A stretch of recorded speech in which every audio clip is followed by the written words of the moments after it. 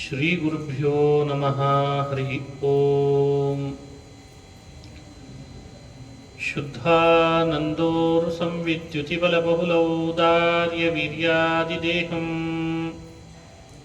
ಚಿಂತಾ ಸಂತಾಪಲೇಪೋದ್ಭವಮೃತಿಮುಖರಾಶೇಷದೋಷಾತಿದೂರಂ ಸದ್ಭಿರ್ವೈರಾಗ್ಯಭಕ್ತಿಶ್ರುತಿಮತಿನಿಯತಧ್ಯಾನಜಜ್ಞಾನಯೋಗಾತ್ ಗಮ್ಯಂ ವಂದೇ ಮುಕುಂದಾಭಿಧಮಮಲಮಲಂ ಬ್ರಹ್ಮ ವೇದಾಂತವೇದ್ಯಂ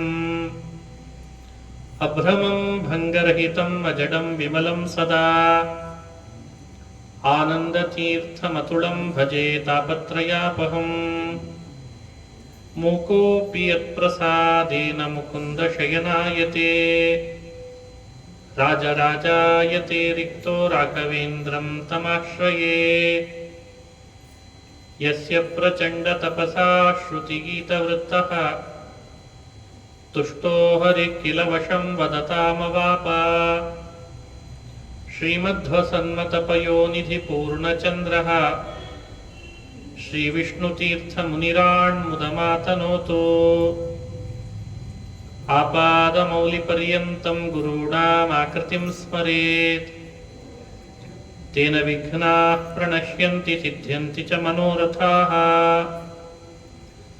ನಮಃ ಪರಸ್ಮೈ ಪುರುಷಾಯ ಭೂಯಸೆ ಸದುದ್ಭವಸ್ಥಾನ ನಿರೋಧಲೀಲಯಾ ಗೃಹೀತಶಕ್ತಿತ್ರತಯಾಯ ದೇಹಿನಾಂ ಅಂತರ್ಧ್ರುವಾಯಾನುಪಲಭ್ಯ ವರ್ತ್ಮನೇ.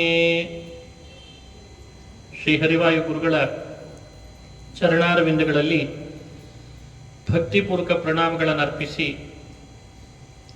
ಭಾಗವತ ಸಾರೋದ್ಧಾರದ ಮಂಗಳದ ಸುಸಂದರ್ಭದಲ್ಲಿ 10 ಪ್ರಕರಣಗಳ ಸಂಕ್ಷಿಪ್ತ ಉಪನ್ಯಾಸವನ್ನು ನೆರವೇರಿಸ್ತಾ ಇದ್ದೇನೆ. ಜೋಡು ವೀರಾಂಜನೇಯನ ದೇವಸ್ಥಾನದ ವಾರ್ಷಿಕೋತ್ಸವ ಜೋಡಾದರನೇ ಅದು ಮಂಗಳ ಅಂತ ಉಪನ್ಯಾಸವನ್ನು ಕೂಡ ಮುಖ್ಯ ಪ್ರಾಣ ಜೋಡಾಗಿ ಮಾಡಿಸಿದ್ದಾನೆ. ಒಬ್ಬ ವಿದ್ವಾಂಸರು ಮೊದಲು ಪ್ರವಚನ, ಮತ್ತೊಬ್ಬ ವಿದ್ವಾಂಸರು ಆಮೇಲೆ ಪ್ರವಚನ ಅಂತ.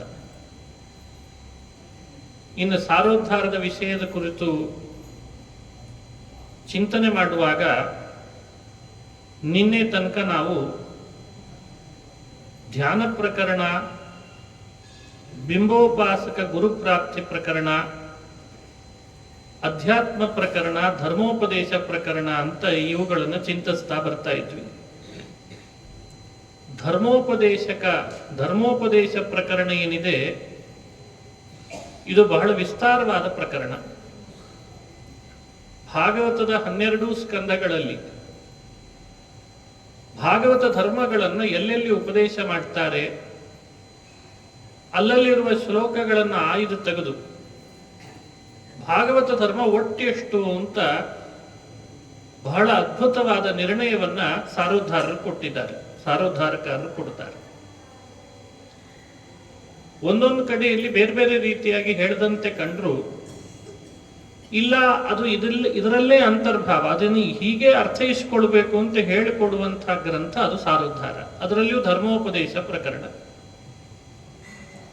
ಭಾಗವತದ 7ನೇ ಸ್ಕಂಧ ಹಾಗೂ ಭಾಗವತದ 11ನೇ ಸ್ಕಂಧ ಭಾಗವತ ಧರ್ಮವನ್ನು ವಿಶೇಷವಾಗಿ ಉಪದೇಶ ಮಾಡ್ತದೆ. ಬದುಕಿನುದ್ದಕ್ಕೂ ಮನುಷ್ಯ ಭಾಗವತ ಧರ್ಮವನ್ನು ಪಾಲನೆ ಮಾಡಲಿ ಎನ್ನುವ ಉದ್ದೇಶ. ಅದೇ ಅವನ ಜೀವನದ ಸಾರ್ಥಕತೆ. ಭಾಗವತ ಧರ್ಮವನ್ನು ಅನುಷ್ಠಾನ ಮಾಡಿದರೆ ಏನು ಲಾಭ ಆಗ್ತದೆ, ಅದರ ವಿವರಣೆಯನ್ನು ಭಾಗವತನೇ ಹೇಳ್ತದೆ. 3 ಥರದ ತಾಪಗಳಿದ್ದಾವೆ ನಮಗೆ. ಆಧ್ಯಾತ್ಮಿಕ ತಾಪ, ಆಧಿಭೌತಿಕ ತಾಪ, ಆಧಿದೈವಿಕ ತಾಪ. ಭಾಗವತ ಧರ್ಮ ಅನುಷ್ಠಾನದಿಂದ ಆ ತಾಪಗಳೆಲ್ಲ ತಾನಾಗೆ ರಿಡ್ಯೂಸ್ ಆಗ್ತದೆ, ಮತ್ತೆ ಬರದಂತಾಗ್ತದೆ, ಚೆನ್ನಾಗಿ ಪರಿಹಾರ ಆಗ್ತದೆ. ನಮ್ಮಲ್ಲಿ ಒಂದು ಗೊಂದಲ ಇದೆ. ಧರ್ಮ ಮಾಡಿ ದುಃಖ ಪರಿಹಾರ ಮಾಡ್ಕೊಳ್ರಿ ಅಂತ ಹೇಳೋರು ಬಹಳ ಆಗಿದ್ದೇವೆ. ನಮ್ಮಂಥ ಉಪನ್ಯಾಸಕರೇ ಅಂತ ಇಟ್ಕೊಳ್ಳೋಣ. ಬೇಕಂದ್ರೆ ಧರ್ಮ ಮಾಡ್ರಿ ನಿಮ್ಮ ದುಃಖ ಪರಿಹಾರ ಆಗ್ತದೆ. ಉಳಿದ ಎಲ್ಲವನ್ನೂ ಮಾಡಿದ್ರೆ ದುಃಖ ಇದೆ ಅಂತ ಇದನ್ನು ಬೇರೆ ಹೇಳಿರ್ತೀವಿ. ಏನೇ ಮಾಡಿದ್ರೆ ದುಃಖ ಇದೆ, ಧರ್ಮ ಮಾಡಿದ್ರೆ ದುಃಖ ಇಲ್ಲ. ಇದು ಎಲ್ಲ ಕಡೆಯಲ್ಲಿ ಇವತ್ತು ಪ್ರವಚನದಲ್ಲಿ ಜನಜನಿತವಾಗಿ ಘೋಷಣೆ ಕೂಗ್ತಾ ಇದ್ದೇವೆ ಇಲ್ಲ ನಾವು ನೀವು ಸೇರ್ಕೊಂಡು. ಇದಕ್ಕೆ ಅಪೋಸಿಟ್ ಆಗಿ ಒಂದು ಮಾತಿದೆ, ಆಚಾರ್ಯ ನಿಮಗೆ ದುಃಖ ಇಲ್ವಾ ಅಂತ. ಇದೆಯಪ್ಪ ಅಂತ ಹೇಳಿದ್ರೆ ಧರ್ಮ ಮಾಡಲ್ವಾ ಅಂತ ಕೇಳ್ತಾರೆ. ಮಾಡ್ತೀವಿ ಅಂತ ಹೇಳಿದ್ರೆ ದುಃಖ ಯಾಕೆ ಅಂತ ಕೇಳ್ತಾರೆ. ಇದು ಹೇಗೆ ಕೂಡಿಸ್ಬೇಕು ಅಂತ ಪ್ರಶ್ನೆ. ಧರ್ಮ ಮಾಡಿದವನಿಗೆ ದುಃಖವೇ ಇಲ್ಲ ಅಂತನ್ನೋ ಅಂಶ ಸರಿನೋ, ಅಥವಾ ಧರ್ಮ ಮಾಡಿದವನಿಗೂ ದುಃಖ ಇದೆ, ಧರ್ಮ ಮಾಡದೇ ಇರೋನಿಗೂ ದುಃಖ ಇದೆ ಅಂದ್ರೆ ಇಬ್ರು ಸಮಾನ ಆಯ್ತು. ಧರ್ಮ ಯಾಕೆ ಮಾಡಬೇಕು? ದೇವರನ್ನು ನಂಬಿದವನಿಗೂ ದುಃಖ ಇದೆ, ದೇವರನ್ನು ನಂಬದೇ ಇರೋನಿಗೂ ದುಃಖ ಇದ್ದಾಗ, ದುಃಖ ಇಬ್ಬರಿಗೂ ಸಮಾನ ಆದಾಗ ದೇವರನ್ನ ಯಾಕೆ ನಂಬಬೇಕು? ಯೋಚಿಸಬೇಕಾದ ಅಂಶ. ನಾಳೆ ಈ ಮಕ್ಕಳು ನಮ್ಮ ಮನೆಯಲ್ಲಿ ನಮ್ಮನ್ನು ಇದಕ್ಕೆ ಪ್ರಶ್ನೆ ಮಾಡ್ತಾವೆ. ಈಗಾಗಲೇ ಪ್ರಶ್ನಿಸ್ಲಿಕ್ಕೆ ಶುರು ಮಾಡಿದಾವೆ. ಎಷ್ಟು ದಿನದಿಂದ ಪುರಾಣಕ್ಕೆ ಹೋಗ್ತಿದ್ದಿ, ನಿನ್ನ ಹಣೆ ಬಾರಕ್ಕೆ ಏನು ಕೊಟ್ಟ ಹೇಳದು? ಸುಮ್ಮನೆ ಸಾಯಂಕಾಲ ಆದ ಕೂಡಲೇ ಓಡ್ತೀಯ, ಮನೆಗೆ ಮತ್ತೆ ಬರ್ತೀಯ, ಎಲ್ಲರ ಮೇಲೆ ಬೈತೀಯ, ನಿನಗೇನು ದುಃಖ ಕಡಿಮೆ ಆಗಿಲ್ಲ. ಇದು ಯೋಚಿಸ್ರಿ. ಈ ರೀತಿ ಮನುಷ್ಯ ಧರ್ಮ ಹಾಗೂ ದೈವದ ಮೇಲೆ ಆಕ್ರಮಣ ಶುರು ಮಾಡಿದ ಅಂದ್ರೆ ಅಸ್ತಿತ್ವ ಎಲ್ಲಿ ಉಳಿತದೆ? ಹಾಗಾದ್ರೆ ಇದಕ್ಕೆ ಪರಿಹಾರ ಭಾಗವತಾದಿ ಗ್ರಂಥಗಳಲ್ಲಿ ಇದೆನಾ ಇಲ್ವಾ?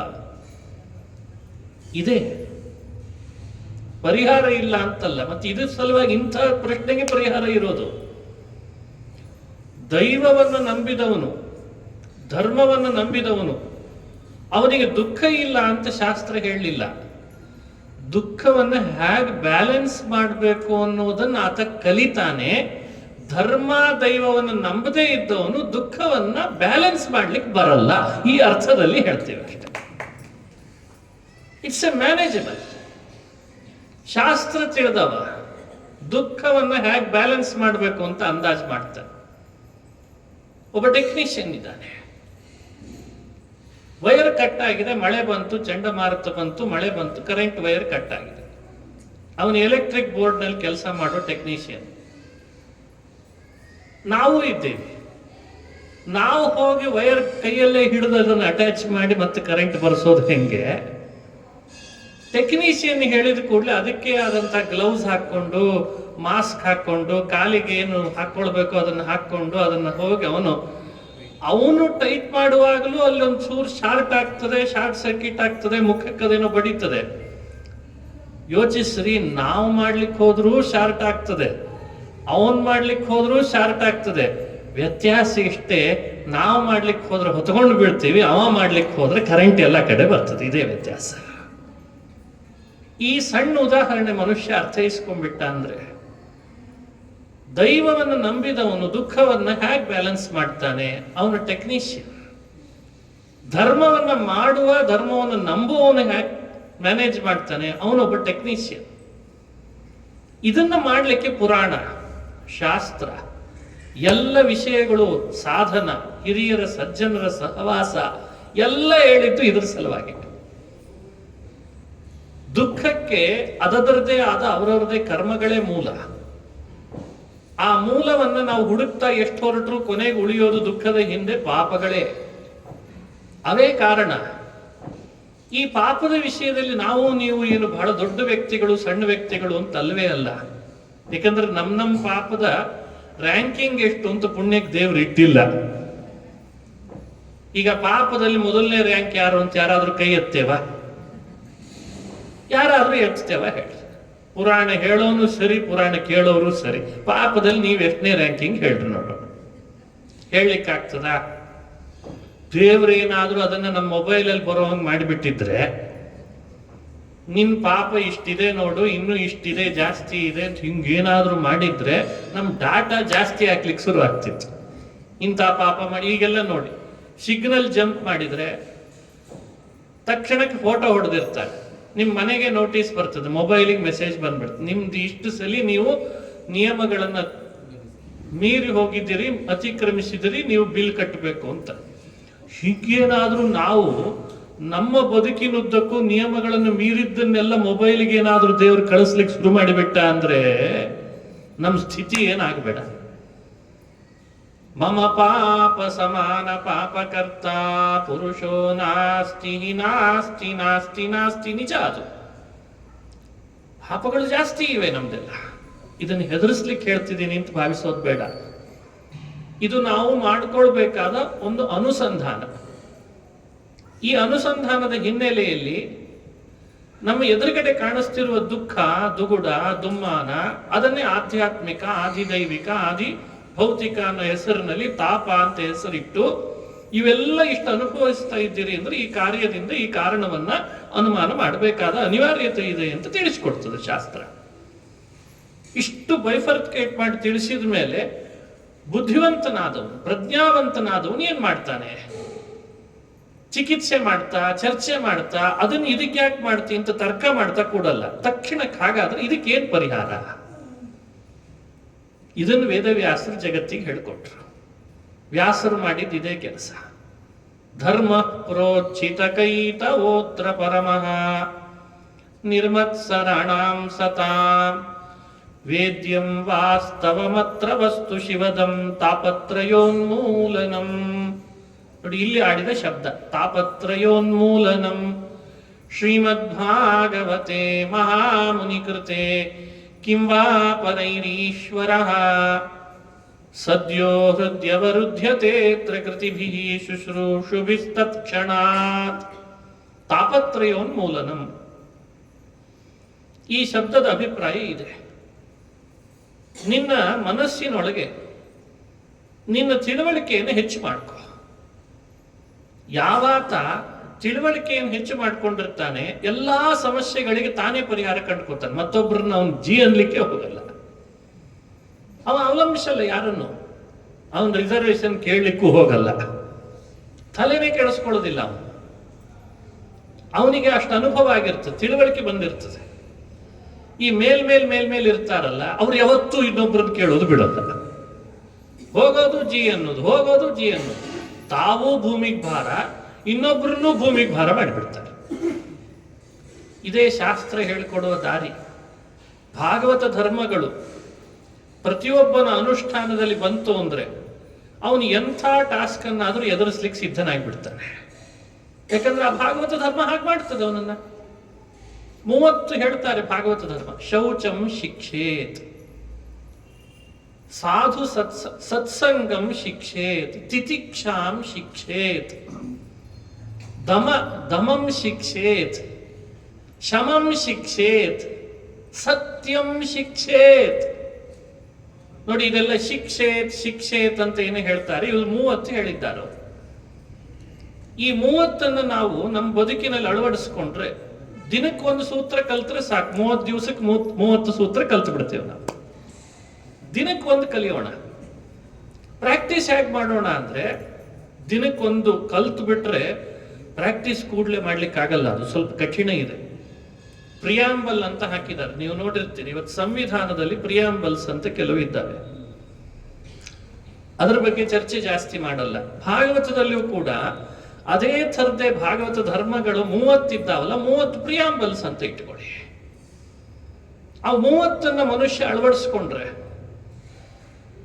ತನ್ನ ಬದುಕಿನುದ್ದಕ್ಕೂ ಎಂಥ ಸಮಸ್ಯೆ ಬಂದರೂ ಅದನ್ನು ಅವನು ಎಲ್ಲಿಂದ ಬಂತು, ಯಾಕೆ ಬಂತು, ಯಾರಿಂದ ಬಂತು, ಎಲ್ಲಿದೆ ಇದಕ್ಕೆ ಔಷಧಿ, ತಕ್ಷಣ ಕಂಡಿಡ್ಕೊತಾನೆ. ನಮ್ಮ ಕಣ್ಣೆದುರುಗಡೆ ಅಂಥ ಎಷ್ಟೋ ಮಹಾತ್ಮರನ್ನು ದೇವರು ಕಳಿಸಿರ್ತಾನೆ. ಅದಕ್ಕೇನೆ ಈ ರಾಯಚೂರಿನ ಪ್ರಾಂತದಲ್ಲಿ ಏನು ಕಡಿಮೆನೆ ಮಹಾನುಭಾವರು. ಅವರೆಲ್ಲ ಹೇಗೆ ಎದುರಿಸಿದ್ರು ತಮ್ಮ ಜೀವನದ ಸಮಸ್ಯೆಗಳನ್ನ, ದೈಹಿಕ ಸಮಸ್ಯೆಗಳನ್ನ ಎದುರಿಸ್ತಿದ್ದದ್ದು ನೀವು ಯಾರು ನೋಡೇ ಇಲ್ವೇ? ಮಾನಸಿಕ ಸಮಸ್ಯೆಗಳು ಅವ್ರಿಗೆ ಇರಲಿಲ್ವೇ? ಸಮಸ್ಯೆ ಇರಲಿಲ್ಲ ಅನ್ಬೇಡಿ, ಎದುರಿಸೋ ವಿಧಾನ ಅವರಲ್ಲಿ ಇತ್ತಲ್ಲ, ಅದಕ್ಕೆ ಸಮಸ್ಯೆಗಳನ್ನು ಅವ್ರು ಬಾ ಅಂತ ಬರಮಾಡ್ಕೊಳ್ತಾ ಇದ್ರು. ಮನುಷ್ಯನಿಗೆ ಏನ್ ಬಂದಿದೆ ತಲೆ ಒಳಗೆ? ಸಮಸ್ಯೆನೇ ಬರಬಾರ್ದು, ಹಾಗೆ ಮಾಡಪ್ಪ ದೇವರೇ ಅಂತ ಕೇಳೋರು ಕೆಲವರಂತೆ. ಅಡ್ಡಿಲ್ಲ, ಸಮಸ್ಯೆ ಕೊಡು, ಬೇಡ ಅಂತೇನಲ್ಲ ದೇವರೇ, ಆದ್ರೆ ಇಷ್ಟೇ ಅದನ್ನು ಸ್ವಲ್ಪ ತಡ್ಕೊಳ್ಳಿಕ್ ಶಕ್ತಿ ಕೊಡು. ಹೀಗೆ ಕೆಲವ್ರು ಕೇಳ್ತಾರೆ, ತಡ್ಕೊಳ್ಳಿಕ್ ಶಕ್ತಿ ಕೊಡ್ಬೇಕು ಅಂತ. ಈ ಗ್ರೇಟ್ಫುಲ್ಸ್ ಇರ್ತಾರೆ ನೋಡಿ, ತುಂಬಾ ಎತ್ತರದ ವ್ಯಕ್ತಿಗಳು, ಅವ್ರೇನ್ ಮಾಡ್ತಾರೆ, ಏನ್ ಕೊಡ್ತೀವಿ ಕೊಟ್ಬಿಡಪ್ಪ ಅಂತಾರೆ. ಏನ್ ಕೊಡ್ಬೇಕಂತಿದ್ದಿ ಕೊಟ್ಬಿಡ, ನೋಡೋಣಂತೆ. ನೀನು ಕೊಡೋದು ಹೆಚ್ಚ, ನಿನ್ನನ್ನೇ ಆರಾಧನೆ ಮಾಡಿ ನಿನ್ನಲ್ಲೇ ನಂಬಿಕೆ ಇಟ್ಟು ನಿನ್ನ ಪಾದವನ್ನೇ ಸದಾ ಸ್ಮರಣೆ ಮಾಡೋ ನಾನು ಅದನ್ನು ಎದುರಿಸೋದು ಹೆಚ್ಚು ಅಂತ ಕೇಳ್ತಾರಂತೆ. ನಿನ್ನಲ್ಲಿ ನಾನು ಮಾಡುವ ಭಕ್ತಿಯ ಶಕ್ತಿ ಹೆಚ್ಚು, ನೀನು ನನ್ನ ಮುಂದೆ ನನ್ನನ್ನು ಪರೀಕ್ಷೆ ಮಾಡ್ಲಿಕ್ಕೆ ಇಡ್ತಿರುವಂತಹ ಸಮಸ್ಯೆಗಳ ಶಕ್ತಿ ಹೆಚ್ಚು, ಯಾವುದು ಜಾಸ್ತಿ? ಇದು ಭಾಗವತದ ಧರ್ಮ. ಧರ್ಮ ಅಂದ್ರೆ ಏನು? ಚಾಲೆಂಜ್ ಅಂತ ಅರ್ಥ, ನನ್ನ ಪ್ರಕಾರ ಚಾಲೆಂಜ್ ಅಂತ. ಇವತ್ತಿನ ಕಾಲದಲ್ಲಿ ಧರ್ಮ ಎಲ್ಲರಿಗೆ ಶ್ರೇಯಸ್ಸಿಗೆ ಕಾರಣವಾದದ್ದು ಅಂತ ಒಬ್ರು ಹೇಳ್ತಾರೆ. ಧಾರಕತ್ವ, ಎಲ್ಲರನ್ನ ಧಾರಣೆ ಮಾಡಿದ್ದು ಧರ್ಮ ಅಂತ ಇನ್ನೊಬ್ರು ಹೇಳ್ತಾರೆ. ವೇದಗಳಲ್ಲಿ ಹೇಳಿದ್ದು ಧರ್ಮ ಅಂತ ಇನ್ನೊಬ್ರು ಹೇಳ್ತಾರೆ. ಎಲ್ಲ ಸರಿ, ಎಲ್ಲವೂ ಸರಿ, ಅವ್ರದವ್ರ ದೃಷ್ಟಿಕೋನದಲ್ಲಿ ಅದು ಚೆನ್ನಾಗೇ ಇದೆ. ಅವುಗಳನ್ನು ಅಲ್ಲಗಳೆಯೋ ಉದ್ದೇಶ ನನಗಿಲ್ಲ. ಇನ್ನೊಂದು ಧರ್ಮದ ವ್ಯಾಖ್ಯೆಯನ್ನು ನಾನು ತಿಳ್ಕೊಂಡದ್ದು ಏನಪ್ಪ, ಇವತ್ತಿನ ಕಲಿಯುಗದೊಳಗೆ, ಘೋರವಾದ ಈ ಕಲಿಯುಗದೊಳಗೆ ಧರ್ಮ ಅಂದ್ರೆ ಏನು? ಹಾಗಾದ್ರೆ ಚಾಲೆಂಜ್ ಅಂತ ಅರ್ಥ. ಎಲ್ಲವನ್ನು ಎದುರಿಸುವಂತಹ, ಎಲ್ಲ ರೀತಿಯಿಂದ ಆಯುಧಗಳನ್ನು ಬಳಸಿ ನಾವದನ್ನು ಎದುರಿಸುವಂತಹದ್ದೇ ಧರ್ಮ ಇವತ್ತು. ಇಂಥವುಗಳನ್ನು ಚೆನ್ನಾಗಿ ಪಳಗಬೇಕು, ಇವುಗಳನ್ನು ಮಾಡಿ ಮಾಡಿ ಪಳಗಬೇಕು. ಅದನ್ನ ಅರಣ್ಯಕಾಚಾರ್ಯ ಎಂಥ ಅದ್ಭುತವಾಗಿ ಹೇಳ್ಕೊಡ್ತಾರೆ. ಮೌನಂ ಶಿಕ್ಷೇತ್ ಅಂತ ಒಂದು ಧರ್ಮವನ್ನು ಹೇಳ್ತಾರೆ. ಮೌನವನ್ನ ಶಿಕ್ಷಣ ಮಾಡ್ರಿ. ಅರ್ಥ ನಮಗೇನು ಅನ್ನಿಸ್ತು? ಭಾಗವತದ ಮೌನ ಅಂದ್ರೆ ಏನು? ಮೌನವಾಗಿರೋದು. ಸರಿ, ನಾಳೆಯಿಂದ ಮೌನವಾಗಿದ್ರೆ ಲೋಕದ ವ್ಯವಹಾರ ನಡಿಲಿಕ್ಕೆ ಆಗ್ತದ? ಮನೆಯಲ್ಲೆಲ್ಲ ಏನ್ ಮಾಡಬೇಡ, ನಮ್ಮನ್ನ ಸುಮ್ಮನೆ ಕೂತ್ಕೊಂಡ್ರು ಬೈಯೋರು ಎಷ್ಟು ಜನ ಇಲ್ಲ ಇವತ್ತು. ಮಾತಾಡಿದ್ರಂತೂ ಅದಕ್ಕಿಂತ ಜಾಸ್ತಿ ಬೈತಾರೆ, ಮಾತಾಡಿದ್ರೂ ಬೈತಾರೆ. ಇಷ್ಟು ಬೈತಾರಲ್ಲಪ್ಪ ಅಂತ ಮಾತಾಡದೇ ಇದ್ರೆ ಇನ್ನೂ ಬೈತಾರೆ. ಮಾತುಗಳಾಡದೆ ಮೌನದಿಂದಿದ್ದವೇ ಭೂತ ಬಡದವನೆನ್ ಹೇಳುವರಯ್ಯ. ಚಾತುರ್ಯದಿಂದಲೇ ಮಾತುಗಳಾಡಲು, ಬಹಳ ಚತುರತೆಯಿಂದ ನಿಪುಣವಾಗಿ ಮಾತನಾಡ್ಲಿಕ್ಕೆ ಶುರು ಮಾಡಿದ್ರು. ಒಳ್ಳೆ ಮಾತುಗಾರನಾದ್ರೆ ಎಷ್ಟು ಮಾತಾಡ್ತಾನಪ್ಪ. ಮಾತಾಡಿದ್ರೆ ಹೀಗೆ, ಮಾತಾಡದೆ ಹೋದ್ರೆ ಹಾಗೆ. ಅಂದ್ರೆ ಸಮಾಜದ ವ್ಯವಸ್ಥೆಯಲ್ಲಿ ಈಸ್ಲಿಕ್ಕೆ ಹೊರಟ ವ್ಯಕ್ತಿಗೆ ದಾಸರು ಹೇಳಿರುವ ಮಾತುಗಳು ಇವೆಲ್ಲ ನಂದಲ್ಲ. ದಾಸರು ಎಷ್ಟು ಅನುಭವಿಸಿದ್ದಾರೆ. ದಾಸರ ಅನುಭವದ ಮಾತುಗಳನ್ನು ನಮ್ಮ ಮುಂದಿಟ್ರು. ಅದು ಭಾಗವತ ಧರ್ಮಕ್ಕೆ ಬಹಳ ಹತ್ರದ್ದು, ಅದೇ ವಿವರಣೆ ಅದು. ಅದಕ್ಕೆ ಅರಣ್ಯಕಾಚಾರ್ಯ ಅಂದ್ರು ಮೌನಂ ಶಿಕ್ಷೇತ್ ಅಂದ್ರೆ ಏನದು? ಮೌನ ಅಂದ್ರೆ ಬಾಯಲ್ಲಿ ಮಾತನಾಡದೆ ಇರೋದು ಮೌನವೋ? ಬಾಯಲ್ಲಿ ಮಾತಾಡಿಲ್ಲ ಅಂತ ಇಟ್ಕೊಳ್ಳಿ, ಮನಸ್ಸಿನಲ್ಲಿ ಜಾಸ್ತಿ ಮಾತಾಡಿರ್ತೇವಂತೆ. ಇದು ಸಮಸ್ಯೆ. ಯಾರು ಎದುರುಗಡೆಗೆ ಬಂದ ಕೂಡ ದಡ ಮಾತಾಡ್ಬಿಡ್ತಾನೆ, ಮನಸ್ಸಿನಲ್ಲಿ ಏನು ಇಟ್ಕೊಳ್ಳಲ್ಲ. ಅದ ಎಲ್ಲ ಹೇಳ್ಬಿಟ್ಟ ನೋಡ್ರಿ, ಅವ್ ಏನೇನೇನೇನೇನೇನೂ ಇಟ್ಕೊಳ್ಳಿಲ್ಲ. ಈ ಮಾತು ಆಡದವ್ರು ಇರ್ತಾರೆ, ಒಳಗಡೆ ಎಲ್ಲರನ್ನ ಬೈಕೋತಿರ್ತಾರೆ. ಅವ್ರು ಜಾಸ್ತಿ ಮಾತಾಡ್ತಾರೆ. ಅಂದ್ರೆ ಮೌನ ಅಂದ್ರೆ ಹಾಗಾದ್ರೆ ಅರ್ಥ ಏನ್ ಬಂತು? ಮಾತೇ ಆಡಿಲ್ಲ ಅಂದ್ರೆ ಜಾಸ್ತಿ ಮಾತಾಡಿದಾನೆ ಅಂತ ಅರ್ಥ. ಮಾತಾಡ್ತಿದ್ದಾನೆ ಅಂದ್ರೆ ಮೌನ ಮಾಡೋದು ಹೇಗಾಗಾದ್ರೆ? ಇದೆಲ್ಲ ಸಮಸ್ಯೆಗಳು ಬರ್ತವೆ. ಭಾಗವತದ ಮೇಲ್ನೋಟದಲ್ಲಿರುವಂತಹ ಧರ್ಮಗಳ ಹೇಳುವ ಹೆಸರುಗಳು ಮೌನ, ದಮ, ಶಮ, ಸಾಧುಜನ ಸಂಘ, ಈ ಹೆಸರಿನಲ್ಲಿ ಇದ್ದಾವೆ. ಅವುಗಳನ್ನು ವ್ಯಾಖ್ಯೆ ಹೇಗೆ ಮಾಡಬೇಕು ಅನ್ನೋದನ್ನ ಬಹಳ ಅದ್ಭುತವಾಗಿ ನಮಗೆ ಈ ಪ್ರಕರಣಗಳಲ್ಲಿ ಚಿಂತನೆ ಮಾಡಿಸ್ತಾರೆ. ಮೌನ ಅಂದ್ರೆ ಏನು ಅಂತ ಅವ್ರು ಹೇಳಿದ್ದಿಷ್ಟೇ. ಎಷ್ಟು ಚೆನ್ನಾಗಿ ಹೇಳ್ತಾರೆ ನೋಡಿ. ಅವರಂದ್ರು ಶಾಸ್ತ್ರ ಅಂತ ಒಂದಿದೆ, ಎಲ್ರಿಗೂ ಹಿತಕಾರಿ ಅದು. ಅವುಗಳಲ್ಲಿ ಹೇಳಿರುವ ಇಂತಿಷ್ಟು ವಿಷಯಗಳನ್ನ ಮಾನಸಿಕವಾಗಿ ಚಿಂತನೆ ಮಾಡ್ತಾ ಕೊಡೋದಕ್ಕೆ ಮೌನ ಅಂತ ಹೆಸರಂತೆ. ಶಾಸ್ತ್ರ ಚಿಂತನೆಗೆ ಮೌನ ಅಂತ ಅವ್ರ ಹೆಸರು ಬಿಟ್ಟು, ಅದು ಹೇಗೆ ಅರ್ಥ ಬಂತು? ಮನನ ಅನ್ನೋ ವಿವರಣೆ ಕೊಟ್ಟು ಮನನಾತ್ ಮೌನ ಅಂತಂದ್ರು. ಇದನ್ನು ಬಹಳ ಜನ ಅರ್ಥೈಸ್ಕೊಳ್ಳೋದ್ರಲ್ಲಿ ಎಡವಿ ಬಿಟ್ರು. ಅದಕ್ಕೆಲ್ಲರೂ ಮೌನ ವ್ರತ ಅಂತ ಶುರು ಮಾಡಿದ್ರು. ಎಂತೆಂಥವ್ರು ಮೌನ ವ್ರತ ಮಾಡ್ತಾರೆ ಈಗ. ಆಮೇಲೆ ಅದಕ್ಕೊಂದು ಉದ್ಯಾಪನೆ ಮಾಡಿರ್ತಾರೆ. ಅವತ್ತು ಯಾರನ್ನೆಲ್ಲ ಕರೆದಿರ್ತಾರಲ್ಲ, ಹಿಂದೆ ಎಷ್ಟು ದಿನ ಮಾತು ಬಿಟ್ಟಿರ್ತಾರಲ್ಲ, ಅದೆಲ್ಲ ಸೇರಿಸಿ ತಗೊಂಡಿರ್ತಾರಲ್ಲ. ಇಷ್ಟು ದಿವಸ ಬಿಟ್ಬಿಟ್ಟಿದ್ದೆ, ಏನು ಕೇಳ್ತೀರಿ ನನ್ನ ಮೌನ ವ್ರತ ಅಂತ. ಅಯ್ಯೋ, ಈ ಪರಿ ಮಾಡ್ಲಿಕ್ಕೆ ಅವತ್ತು ಯಾಕಪ್ಪ ಉದ್ಯಾಪನೆ? ಅಂದ್ರೆ ಮನುಷ್ಯರಿಗೆ ಧರ್ಮದ ಹೆಸರಿನಲ್ಲಿ ತನ್ನೇನೋ ಡೆವಲಪ್ ಮಾಡ್ಕೊಳ್ಬೇಕು ಅಂತ ಇತ್ತು. ಆಕ್ಚುಲಿ ಅದು ಡೆವಲಪ್ ಮಾಡ್ಲಿಕ್ಕಿರೋದು, ಅದು ವ್ಯಕ್ತಿತ್ವವನ್ನು ವಿಕಸನಗೊಳಿಸ್ಲಿಕ್ಕಿರೋದು. ಆ ಹೆಲ್ದಿ ವಿಷಯವನ್ನ, ಆರೋಗ್ಯಕರವಾದ ವಿಷಯವನ್ನ ಮನುಷ್ಯ ಏನ್ ಮಾಡ್ಕೊಳ್ತಾನೆ, ಏನೋ ಕೃತ್ರಿಮ ಮಾಡ್ತಾನೆ. ಅದು ಬೇಡ. ಅದರ ಅರ್ಥದಲ್ಲೇ ಇನ್ನೊಂದು ಶಬ್ದ ಹೇಳ್ತು, ಇದನ್ನೇ ಉಜ್ಜಿತ ಕೈತವ ಪರಮ ಉಜ್ಜಿತ ಕೈತವೋತ್ರ ಪರಮಃ ನಿರ್ಮತ್ಸರಾಣಾಂ ಸತಾ. ಭಾಗವತ ಧರ್ಮ ಅಂದ್ರೆ ಏನು? ಕೈತವ ಬೇಡ. ಅಲ್ಲೊಂದು ಏನೋ ಕಪ್ಪಿದೆ ನಿನ್ನೊಳಗೆ, ನೀನೆಲ್ಲ ನಿನ್ನ ಆಟಿಟ್ಯೂಡ್ನೊಳಗೆ ಈ ಕೈತವ ಅನ್ನೋ ಅಂಶವನ್ನು ನೆನಪಿಟ್ಕೊಳ್ಬೇಕು. ಕೈತವ ಅಂದ್ರೆ ಏನು?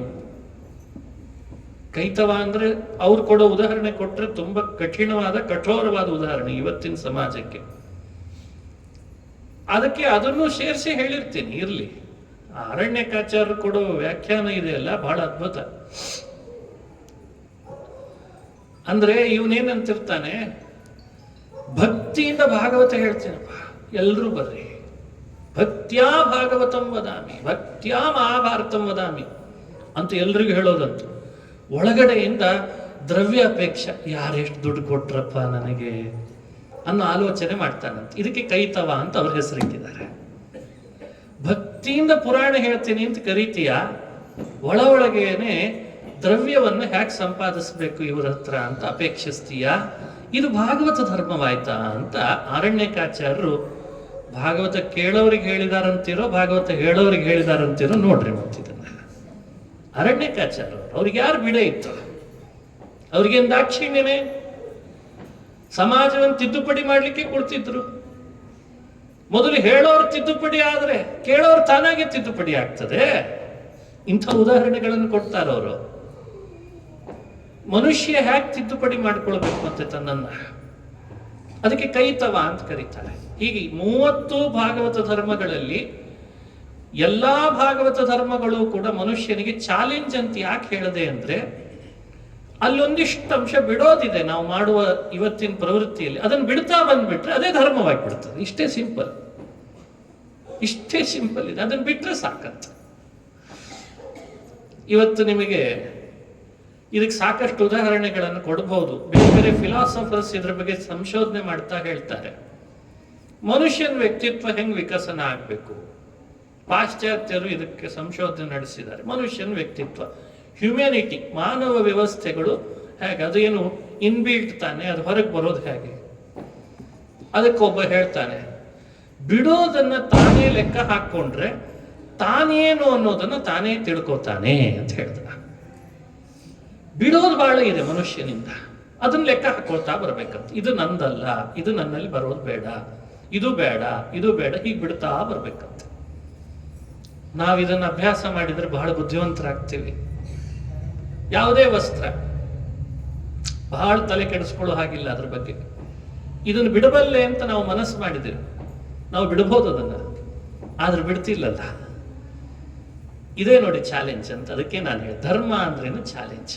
ನಾನಿವತ್ತು ಸ್ನಾನ ಮಾಡ್ಬೋದು, ಚೆನ್ನಾಗಿ ತಣ್ಣೀರಲ್ಲಿ ಕಾರ್ತೀಕ ಮಾಸದ ಸ್ನಾನ ಮಾಡಬಲ್ಲೆ ನಾನು. ಅದರಲ್ಲಿ ದೇವರಿದ್ದಾನೆ, ನನ್ನ ಕಾಪಾಡ್ತಾನೆ, ನಾನು ಮಾಡಬಲ್ಲೆ.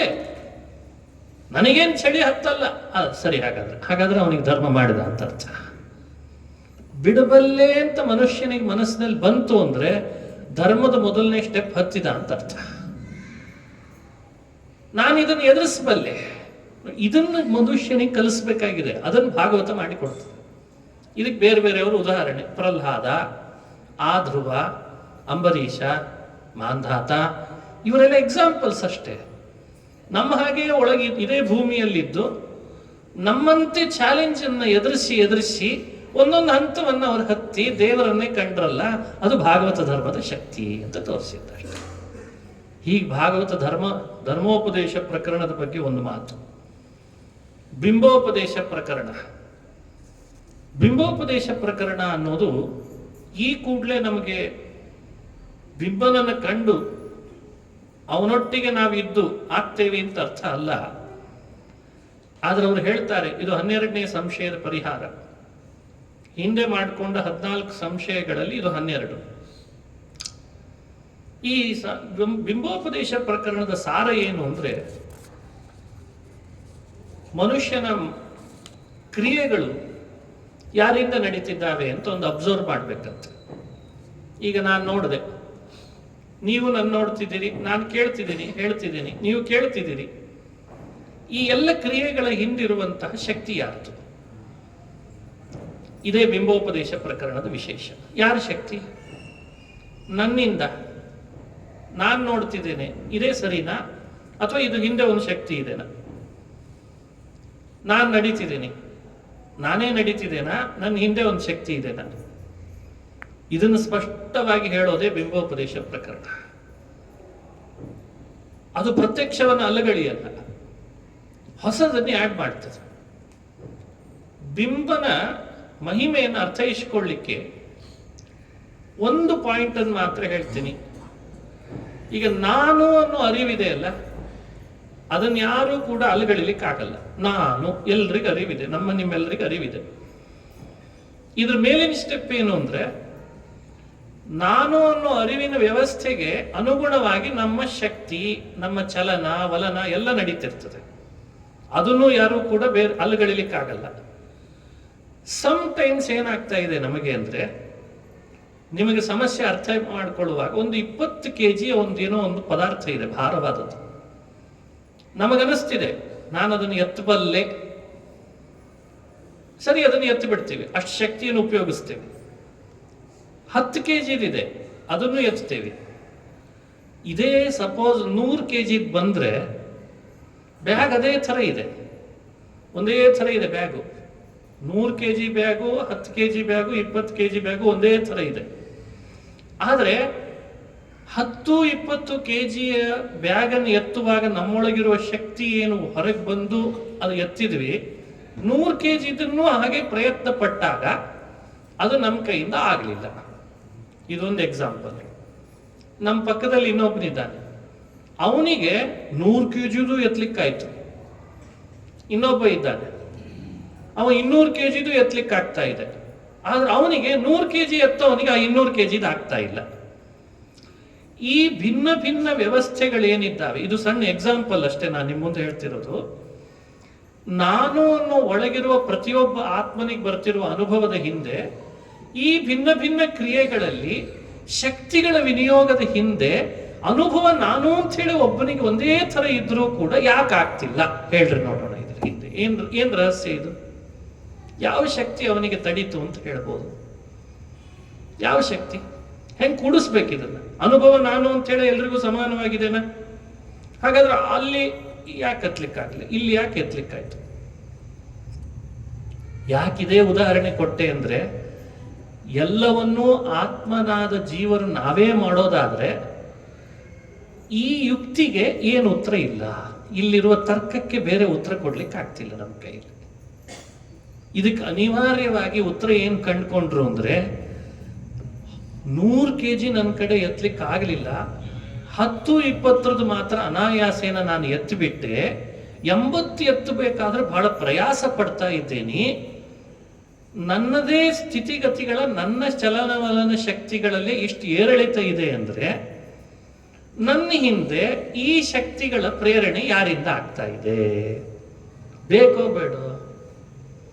ಈಗ ನಿಮ್ಮ ಮನೆಯೊಳಗೆಲ್ಲ ಅದರದ್ದೇ ಆದಂತಹ ಕರೆಂಟ್ ಚಲಾವಣೆ ಆಗ್ತದೋ ಇಲ್ಲ? ಯೋಚಿಸ್ರಿ.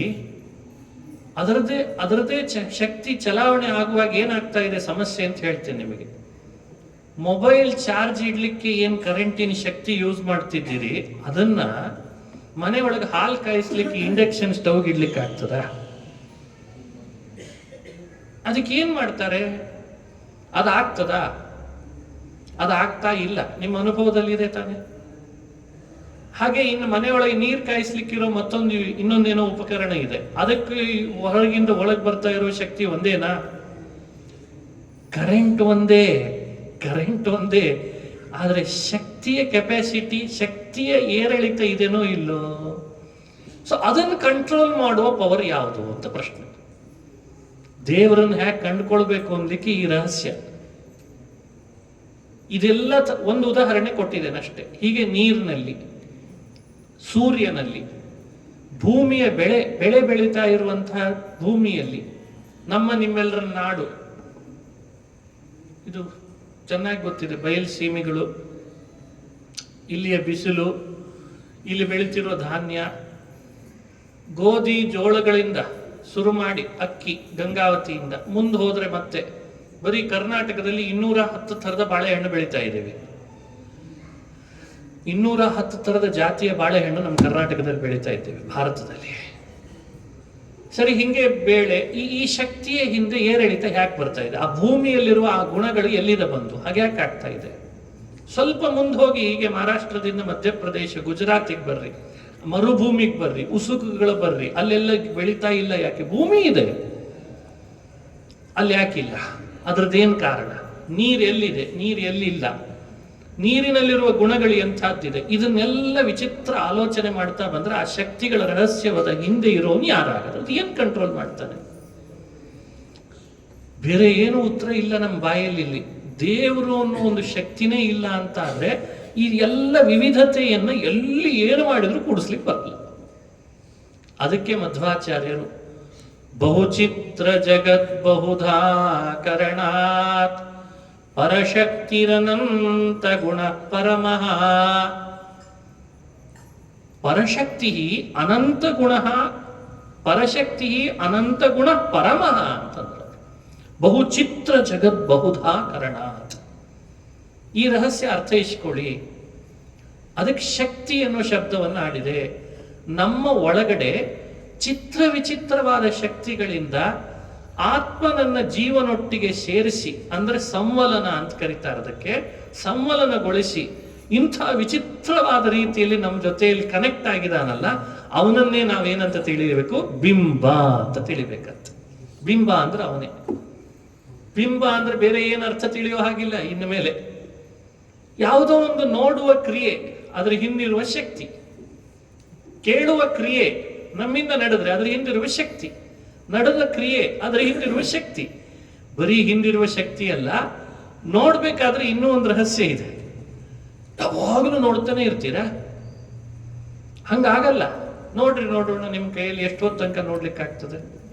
ಆಗಲ್ಲ. ಮತ್ತೆ ಅಲ್ಲಿ ಅಶಕ್ತಿ ಬಂತು. ಆ ಅಶಕ್ತಿಯ ಕಂಟ್ರೋಲ್ ಮಾಡಿದ್ಯಾರು? ಎಷ್ಟು ನಡೀತೀರಿ? ಯಾವಾಗಲೂ ನಡೀತಾನೆ ಇರ್ತೀರಾ? ಯಾವಾಗಲೂ ನಡೀಲಿಕ್ಕೆ ಆಗಲ್ಲ. ಅಲ್ಲೊಂದು ಮತ್ತೆ ಏರಿಳಿತ ಇದೆ. ಆ ಏರಿಳಿತವನ್ನು ನಿಯಂತ್ರಿಸಬೇಕಾದ್ರೆ ಯಾರು?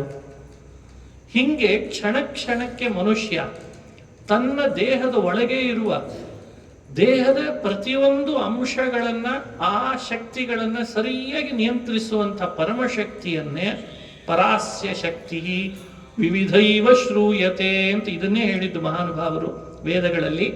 ಅದನ್ನೇ ಬಿಂಬಶಕ್ತಿ, ಬಿಂಬ ಅಂತ ಆರಾಧನೆ ಮಾಡಬೇಕಂತ. ಇಂಥ ಬಿಂಬ ನಿಚ್ಚಳನಾಗಿ ಹೃದಯಾಕಾಶದಲ್ಲಿ ಇದ್ದಾನೆ, ಹೃದಯ ಕಮಲದೊಳಗೆ. ನನಗಿದ್ದಾನೆ, ನಿಮಗೊಬ್ಬ ಇದ್ದಾನೆ, ಅವನಿಗೂ ಇದ್ದಾನೆ, ಇವನಿಗೂ ಇದ್ದಾನೆ. ಅವನಲ್ಲಿ ಸಮರ್ಪಣೆ ಮಾಡದೆ ಇನ್ಯಾರಿಗೆ ಮಾಡ್ತೀರಿ ಅಂತ ಕೇಳ್ತಾರೆ. ಇದು ಬಿಂಬೋಪದೇಶ ಪ್ರಕರಣ. ಈ ಬಿಂಬನ ತಿಳುವಳಿಕೆ ಮಾಡ್ಕೊಳ್ತಾ ಇದ್ರೆ ಹೊರಗಿನ ಪ್ರಪಂಚ ಎಲ್ಲ ತಾನಾಗೆ ಬೇಡ ಅನಿಸ್ಲಿಕ್ಕೆ ಶುರು ಆಗ್ತದೆ. ಬೇಡ ಅಂದ್ರೆ ಹೇಗೆ ಬೇಡ ಅನಿಸ್ತದೆ ಅಂದ್ರೆ ಅದನ್ನು ಅನುಭವಿಸ್ತಾನ ಆತ. ಯಾರೇ ಬರಲಿ, ಎದುರುಗಡೆಗೆ ಯಾರೇ ಬರಲಿ, ವ್ಯಕ್ತಿ ಕಾಣಲ್ಲ, ಒಳಗಡೆಯಲ್ಲಿ ಬಿಂಬ ಕಾಣಿಸ್ತಾನೆ. ಎದುರುಗಡೆಯಲ್ಲಿ ಬಂದ ವ್ಯಕ್ತಿಗಳಲ್ಲಿರೋ ಬಿಂಬನ ಕ್ರಿಯೆ ಕಾಣಿಸ್ತದೆ. ಬಿಂಬನ ಆರಾಧನೆ ಶುರು ಮಾಡ್ತಾನೆ. ಯಾರೇ ಬರಲಿ, ಅವನಿಗೆ ಕೊಡಬೇಕಾದ ಗೌರವಗಳ ವಿಷಯಗಳಲ್ಲಿ ಎಲ್ಲ ಒಳಗಡೆನ ದೃಷ್ಟಿನೇ ಇರ್ತದೆ. ಅವನು ಮಾತಾಡಿಸ್ಲೇವೋ ಬೇಡವೋ ಅಂತ ಒಳಗಡೆ ಬಿಂಬನನ್ನು ಕೇಳಿರ್ತಾನೆ. ಯಾರು ಬಿಂಬನನ್ನು ಕಂಡಿರ್ತಾರೆ ಅವ್ರು ಎಲ್ಲರ ಜೊತೆಗೆ ಮಾತಾಡಲ್ಲ. ಯಾರ್ದಾರ ಜೊತೆಗೆ ಮಾತಾಡ್ತಾರೆ ಅಂದ್ರೆ ಒಳಗಡೆ ಎಲ್ಲ ಆತನ ಜೊತೆಗೆ ಮಾತಾಡಿ ಕೇಳಿರ್ತಾರಂತ, ಅನುಮತಿ ಪಡೆದಿರ್ತಾರೆ. ಮಾತಾಡಿಸು ಅಂದ್ರೆ ಮಾತಾಡಿಸ್ತೀನಿ, ಕೇಳಂದ್ರೆ ಕೇಳ್ತೀನಿ, ನೋಡಂದ್ರೆ ನೋಡ್ತೀನಿ. ಇಲ್ಲ ಒಳಗಡೆ ಇದ್ದವನು ಏನೂ ಮಾತಾಡಲಿಲ್ಲ, ಪ್ರೇರಣೆ ಮಾಡಲಿಲ್ಲ ಅಂದ್ರೆ ಏನು ಮಾಡಲ್ಲ. ಯಾಕೆ? ಒಳಗಡೆ ಪ್ರೇರಣೆ ಮಾಡಿಲ್ಲ ಅಷ್ಟೇ. ಇಲ್ಲ ಈಗ ನೀನು ಎದುರಿಸು, ಸರಿ ಎದುರಿಸ್ತೇನೆ. ಇದು ಬಿಂಬದ ವಿಶೇಷವಾದ ಶಕ್ತಿ. ಭೀಮ ಯುದ್ಧದ ಭೂಮಿಯಲ್ಲಿ ಅಶ್ವತ್ಥಾಮ ಬಿಟ್ಟ ನಾರಾಯಣಾಸ್ತ್ರ ಎದುರುಗಡೆ ಬರ್ತಾ ಇದೆ. ಅರ್ಜುನನಿಗೆ ಕೃಷ್ಣನೇ ಹೇಳ್ದ, ಏಯ್ ಬಗ್ಗಿಸ್ಬಿಡು, ತಲೆ ಬಗ್ಗಿಸ್ಬಿಡು. ಅದು ನಾನೇ ಅಂದ, ತಲೆ ಕೆಡಿಸ್ಕೊಬಿಡ, ಬಗ್ಗಿಸ್ಬಿಡು, ತಲೆ ಬಗ್ಗಿಸ್ಬಿಡು. ಇವನಿಗೆ ಯಾವಾಗ ಬಗ್ಗಿಸ್ಲಿಕ್ಕೆ ಹೇಳ್ದ ಆಗಲೇ ಧರ್ಮರಾಜ ಮೊದಲೇ ನಮಸ್ಕಾರ ಮಾಡಿಬಿಟ್ಟಿದ್ದಂತೆ. ಅಯ್ಯಪ್ಪ, ನಾರಾಯಣಾಸ್ತ್ರ ನನ್ನ ತಲೆ ಮೇಲೆ ಬರಬೇಡ ನೀನು ಅಂತ. ಭೀಮನೂ ಇದ್ದಾನೆ, ಅರ್ಜುನ ಇದ್ದಾನೆ, ಧರ್ಮರಾಜನಿದ್ದಾನೆ. ಒಂದೇ ಭೂಮಿಯಲ್ಲಿ ಶತ್ರುವಿನ ಕಡೆ ಬಂದ ಆ ಅಸ್ತ್ರವನ್ನ ಮೂವರು ಹೇಗೆ ರಿಯಾಕ್ಟ್ ಮಾಡ್ತಾರೆ, ಇದಕ್ಕೆ ಚಾಲೆಂಜ್ ಅಂತ ಹೇಳಿದೆ. ಧರ್ಮ ಅಂದ್ರೆ ಚಾಲೆಂಜ್ ಅಂತ ನೋಡಿ. ಆ ಇಬ್ಬರೂ ತಲೆ ಬಗ್ಗಿಸಿ ನಮಸ್ಕರಿಸಿ ಶರಣಾಗತರಾದರು, ಬೇಡ ನಮಗಿದರ್ತು. ಆದ್ರೆ ಭೀಮ ಏನ್ ಮಾಡಿದ? ಎದುರುಗಟ್ಟಿ ನಿಂತ, ಎದೆಯ ಒಟ್ಟಿದ. ನೀನಾ ನಾನಾ ಅಂದ.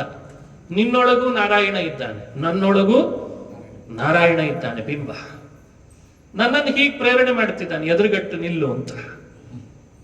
ನಾನು ಎದುರುಗಟ್ತೀನಿ. ಶತ್ರುಗಳ ಕಡೆಯಿಂದ ಬಿಟ್ಟದ್ದು ಬೇರೆ ಅಲ್ವೇ ಅಸ್ತ್ರ. ಅದಕ್ಕೆ ಶರಣಾಗತರಾದ್ರೆ ಸೋಲಿಗಿಂತ ಬೇರೆ ಏನ್ ಮತ್ತೆ? ತಲೆ ಬಗ್ಸೋ ಪ್ರಶ್ನೆನೇ ಇಲ್ಲ ಅಂದ. ತಲೆ ಬಗ್ಸೋ ಪ್ರಶ್ನೆನೇ ಇಲ್ಲ. ಏನ್ ಮಾಡ್ಬೇಕು ಹೀಗೆ ಮಾಡಿದ್ರೆ ಹೇಳ್ರಿ. ನಿಮಗೆ ಮೇಲ್ನೋಟಕ್ಕೆ ಇದು ಕಥೆ, ಒಳಗಡೆ ಇದರ ಮರ್ಮ ಏನು? ಧರ್ಮ ಅಂದ. ಒಳಗಡೆಯಲ್ಲಿ ಇದ್ದಾನೆ ಬಿಂಬನಾಗಿ, ಅವನೇ ಇನ್ನೊಂದು ರೂಪದಿಲ್ಲ ಅವನಿದ್ದಾನೆ ಅಂದಾಗ ನಂದೇನ್ ಪ್ರಯತ್ನ? ನನ್ನ ಆತ್ಮರಕ್ಷಣೆಗೆ ನಾನು ಯಾವತ್ತು ನನ್ನನ್ನು ರಕ್ಷಿಸಿಕೊಳ್ಳಿಕ್ಕೆ ಅಂತ ಯುದ್ಧ ಭೂಮಿಗೆ ಬಂದವನಲ್ಲ. ನ ವಿಜುಗುಪ್ಸತೆ ತಥೋನ ವಿಜುಗುಪ್ಸತೆ ಅಂತ ಉಪನಿಷತ್ ಹೇಳ್ತದೆ. ನನ್ನನ್ನು ನಾನು ರಕ್ಷಿಸಿಕೊಳ್ಳೋನಲ್ಲ. ಯಾಕಂದ್ರೆ ರಕ್ಷಿಸಿಕೊಳ್ಳೋ ಕೆಲಸ ನಮ್ದಲ್ಲ, ಒಳಗಿರೋಂದು ಅಂತಂತಾನಂತೆ. ಅವನು ಬಿಟ್ಟಾಗಿದೆ, ನಾನು ಎದುರುಗಡೆ ಯುದ್ಧ ಭೂಮಿಯಲ್ಲಿ ನಿಂತಾಗಿದೆ. ತಲೆ ಬಗ್ಸಿದ್ರೆ ಸೋತಂತೆ. ಶತ್ರುವಿನ ಅಸ್ತ್ರಕ್ಕೆ ತಲೆ ಬಗ್ಗಿಸ್ತಾರೆ ಯಾರಾದ್ರೂ, ಸೋಲಲ್ಲ. ಕ್ಷತ್ರಿಯನಿಗೆ ಸೋಲು ಧರ್ಮ ಅಲ್ಲ, ಕ್ಷತ್ರಿಯನಿಗೆ ಸೋಲ ಅವಮಾನ. ಸೋಲಲ್ಲ, ಪ್ರತಿಯಾಗಿ ಅಸ್ತ್ರ ಬಿಡಲ್ಲ. ಯಾಕೆ? ನಾರಾಯಣ ಅಸ್ತ್ರ ಪ್ರತಿಯಾಗಿ ಅಸ್ತ್ರ ಬಿಡಲ್ಲ. ಅಸ್ತ್ರ ಬಿಡಲ್ಲ ಅಂತಾನೆ, ಸೋಲಲ್ಲ ಅಂತಾನೆ, ತಲೆ ಬಗ್ಸಲ್ಲ ಅಂತಾನೆ. ಹೀಗೆ ಚಾಲೆಂಜ್ ಇಟ್ರೆ ಕೊನೆ ಕೃಷ್ಣನಿಗೆ ಅನಿಸ್ತಂತೆ, ಇವನೇನ್ ನಮ್ಮ ಜಾತಿಯವನಲ್ಲ ಇವ ಅಂತ. ಇವನೇನ್ ನಮ್ಗೆ ಇವನ್ ತಲೆ ಬಗ್ಗಿಸ್ಲಿಕ್ಕೆ ಆಗಲ್ಲ, ಮಾಡ್ತೀನಿ ತಡಿ ಅಂತ ಹೇಳಿ ಕೊನೆಗೆ ಯಾವತ್ತೂ ನಡೆದೇ ಇರೋ ಅವತ್ತಿನ ಘಟನೆ ಏನು ಅಂದ್ರೆ ಅಸ್ತ್ರ ಮಾಲೆಯಾಗಿ ಭೀಮನ್ ಕೊರಳಿಗೆ ಬಿತ್ತಂತೆ. ಮಾಲೆಯಾಗಿ ಭೀಮನ್ ಕೊರಳಿಗೆ ಬಿತ್ತು. ಇದನ್ನ ಕಥೆ ಇನ್ಸಿಡೆನ್ಸ್ ಅನ್ನ ನಮ್ಮ ಮುಂದೆ ಯಾಕೆ ಇಡ್ತದೆ ಮಹಾಭಾರತ ಅಂದ್ರೆ, ಒಳಗಿರುವ ಬಿಂಬನ ಜೊತೆಗೆ ಯಾವಾಗಲೂ ಮಾತಾಡಿಸ್ತಾ ಇರೋನು ಹೇಗಿರ್ತಾನೆ ಅನ್ಲಿಕ್ಕೆ ಒಂದು ಉದಾಹರಣೆ ಅಷ್ಟೇ. ಧರ್ಮ ದೈವದ ಶ್ರದ್ಧೆಯನ್ನು ಇಟ್ಟುಕೊಂಡವನಿಗೆ ಶತ್ರುಗಳು ಬಿಡುವ ನಾರಾಯಣಾಸ್ತ್ರ ನಾರಾಯಣನ ಸನ್ನಿಧಾನಕ್ಕೆ ಪಾತ್ರವಾದರೂ ಕೂಡ ನಾನೇನು ಅಂಜಲ್ಲ. ಸ್ವಧರ್ಮಮಪಿ ಚಾವೇಕ್ಷ ನವಿಕಂಪಿತು ಮರ್ಹಸಿ ಧರ್ಮ್ಯಾದ್ಯ ಯುದ್ಧಾತ್ ಶ್ರೇಯೋನ್ಯತ್ ಕ್ಷತ್ರಿಯಂಸ್ಯ ನ ವಿದ್ಯತೆ. ಸ್ವಧರ್ಮ ಮಾಡುವಾಗ ಯಾಕೆ ಭಯ? ಅಧರ್ಮ ಮಾಡೋನಿಗೆ ಭಯ ಇರಬೇಕು, ಕಳ್ತನ ಮಾಡೋನಿಗೆ ಭಯ ಇರಬೇಕಲ್ವೇ? ದೇವರನ್ನು ಪೂಜಿಸಿದವನಿಗೆ ಭಯ ಇರಬೇಕು, ದೇವರನ್ನು ಆರಾಧಿಸದೇ ಇದ್ದವನಿಗೆ ಭಯ ಇರಬೇಕು. ಇತ್ತೀಚೆಗೆಲ್ಲ ಉಲ್ಟಾ ಆಗ್ತಾ ಇದೆ, ಅದು ವಿಪರ್ಯಾಸ ನಮ್ಮಲ್ಲಿ. ಅರೆ, ದೇವರನ್ನು ಪೂಜೆ ಮಾಡ್ತಾ ಇರೋನ್ ಬಂದು ಭಯ ಪಡ್ತಿರ್ತಾನೆ. ಅಯ್ಯೋ, ದೇವರನ್ನ ದಿನ ಪೂಜೆ ಮಾಡ್ತೀನಿ ಅಂತ ಕೈ. ನೀನ್ ಯಾಕೆ ನಡಗ್ತೀಯ? ಪೂಜೆ ಮಾಡೋನ್ ನಡಗ್ತಿದ್ದಾನೆ, ಧರ್ಮ ಮಾಡೋನ್ ನಡಗ್ತಿದ್ದಾನೆ, ಪ್ರಾಮಾಣಿಕವಾಗಿರೋನ್ ನಡಗ್ತಿದ್ದಾನೆ, ಲಂಚ ತಗೊಳ್ಳದೇ ಇರೋನ್ ನಡಗ್ತಿದ್ದಾನೆ, ತಗೊಳ್ಳೋನ್ ಮಾತ್ರ ಮೆರವಣಿಗೆ ಮಾಡಿಸ್ಕೊತಿದ್ದಾನೆ. ಇದು ರಾಜ್ಯ, ಇದು ಆಡಳಿತ. ಇದು ಬೇಡ ಅಂತದೆ. ನೀನ್ ಯಾಕೆ ಹೆದರ್ತಿ? ಹೆದರ್ಬೇಕಾದವನು ಅವನು, ಹೆದರ್ಸ್ಬೇಕು ನೀನು ಅವನ್ನ. ನಾನೇನು ಸುಳ್ಳು ಹೇಳಿದ್ದೇನಾ? ತಲೆ ಒಡೆದು ಬಂದಿದ್ದೇನಾ? ಯಾರಿಗಾದ್ರೂ ಅನ್ಯಾಯ ಮಾಡಿದ್ದೇನಾ? ಇನ್ನೊಬ್ರು ಭೂಮಿ ಕಸಗೊಂಡಿದ್ದೇನಾ? ಲಂಚ ತಿದ್ದಿದ್ದೇನಾ? ನನ್ಯಾರೇನ್ ಮಾಡ್ತಾರೆ ಅಂದ್ರೆ, ಭಾಗವತ ಧರ್ಮ ಏನ್ ಮಾಡ್ತದೆ? ಬಿಂಬನ ಸನ್ನಿಧಾನ ಒಳಗೆ ಬಂದಾಗ ಏನಾಗ್ತದೆ, ಬಿಂಬನ ತಿಳುವಳಿಕೆ ಮನುಷ್ಯನನ್ನು ಎಷ್ಟು ಧೈರ್ಯಶಾಲಿಯನ್ನು ಮಾಡುತ್ತದೆ ಅನ್ನಲಿಕ್ಕೆ ಇವೆಲ್ಲ ನಿಮ್ಮ ಮುಂದೆ ನಾನು ಇಟ್ಟ ಉದಾಹರಣೆಗಳು. ಧೈರ್ಯಶಾಲಿ ಆಗಿಬಿಡ್ತಾನೆ, ಯಾರಿಗೂ ಅಂಜಲ್ಲ, ಬಗ್ಗಲ್ಲ, ಕುಗ್ಗಲ್ಲ, ಹಿಗ್ಗಲ್ಲ. ಹೊಗಳಿದ್ರೆ ಹಿಗ್ಗಲ್ಲ ಅವರು, ನೀವು ಭಾರಿ ಬಿಂಬೋಪಾಸನೆ ಮಾಡೋರು ಹೊಗಳಿಕ್ಕೆ ಹೋಗ್ರಿ, ಅವ್ರೇನಿಕ್ಕಲ್ಲ, ಸುಮ್ಮನೆ ಕೂತಿರ್ತಾರೆ. ನೀವು ಹೊಗಳು ತಮ್ಮ ಅಂತಾರೆ. ನೀವು ಹೊಗಳು, ಯಾಕೆ ನಿನ್ನ ಹೊಗಳಿಕೆ ನನಗಲ್ಲ, ನನ್ನ ಒಳಗಿರೋನಿಗೆ ಅಂತಾರೆ. ನಿನ್ನ ತೆಗಳಿಕೆ ನನಗಲ್ಲ. ಸಣ್ಣ ಶಾಲ್ಯೋದನ ಬೆಣ್ಣೆ ಕಾಸಿದ ತುಪ್ಪ, ಸಣ್ಣ ಶಾಲ್ಯೋದನ ಬೆಣ್ಣೆ ಕಾಸಿದ ತುಪ್ಪ. ಸರಿ, ಏನ್ ಇಡು ಅಂತಾರ ಅವರು. ಇಟ್ಟಾಂಗ ಇರುವೆನೋ ಹರಿಯೇ. ಇದರ ಅರ್ಥ ಏನು? ಇದರ ಅರ್ಥ ಏನು? ಬಿಂಬನ ಉಪಾಸನೆ ಮಾಡೋ ನನಗೆ ನನ್ನನ್ನು ರಕ್ಷಿಸ್ಕೊಳ್ಬೇಕು ಅನ್ನೋ ಯೋಚನೆ ಇಲ್ಲದೆ ಇದ್ದದ್ರಿಂದ, ರಕ್ಷಣೆ ಜವಾಬ್ದಾರಿ ನನ್ನನ್ನು ಅವ ಹೊತ್ತಿದ್ದಾಗ, ಅವನನ್ನೇ ನಂಬಿದ ನನಗೆ ಏನು ಕೊಟ್ಟರು ಸರಿಯಪ್ಪ, ಏನು ಕೊಟ್ಟರು ಸರಿ. ಇವತ್ತು ರತ್ನ ಕಂಬಳಿ ಹಾಕ್ತೀಯ, ಹಾಕ್ಸು. ನಾಳೆ ಬೇರೆ ಯಾವ್ದಾದ್ರು ಒಂದು ಕಂಬಳಿ ಸಿಗದೆ ಇರೋ ಹಂಗೆ ಮಾಡ್ತೀಯ, ಅದು ಮಾಡಿಸು. ಕೌಪಿನ ಹಾಕಿಸ್ತೀಯ, ಮಾಡಿಸು.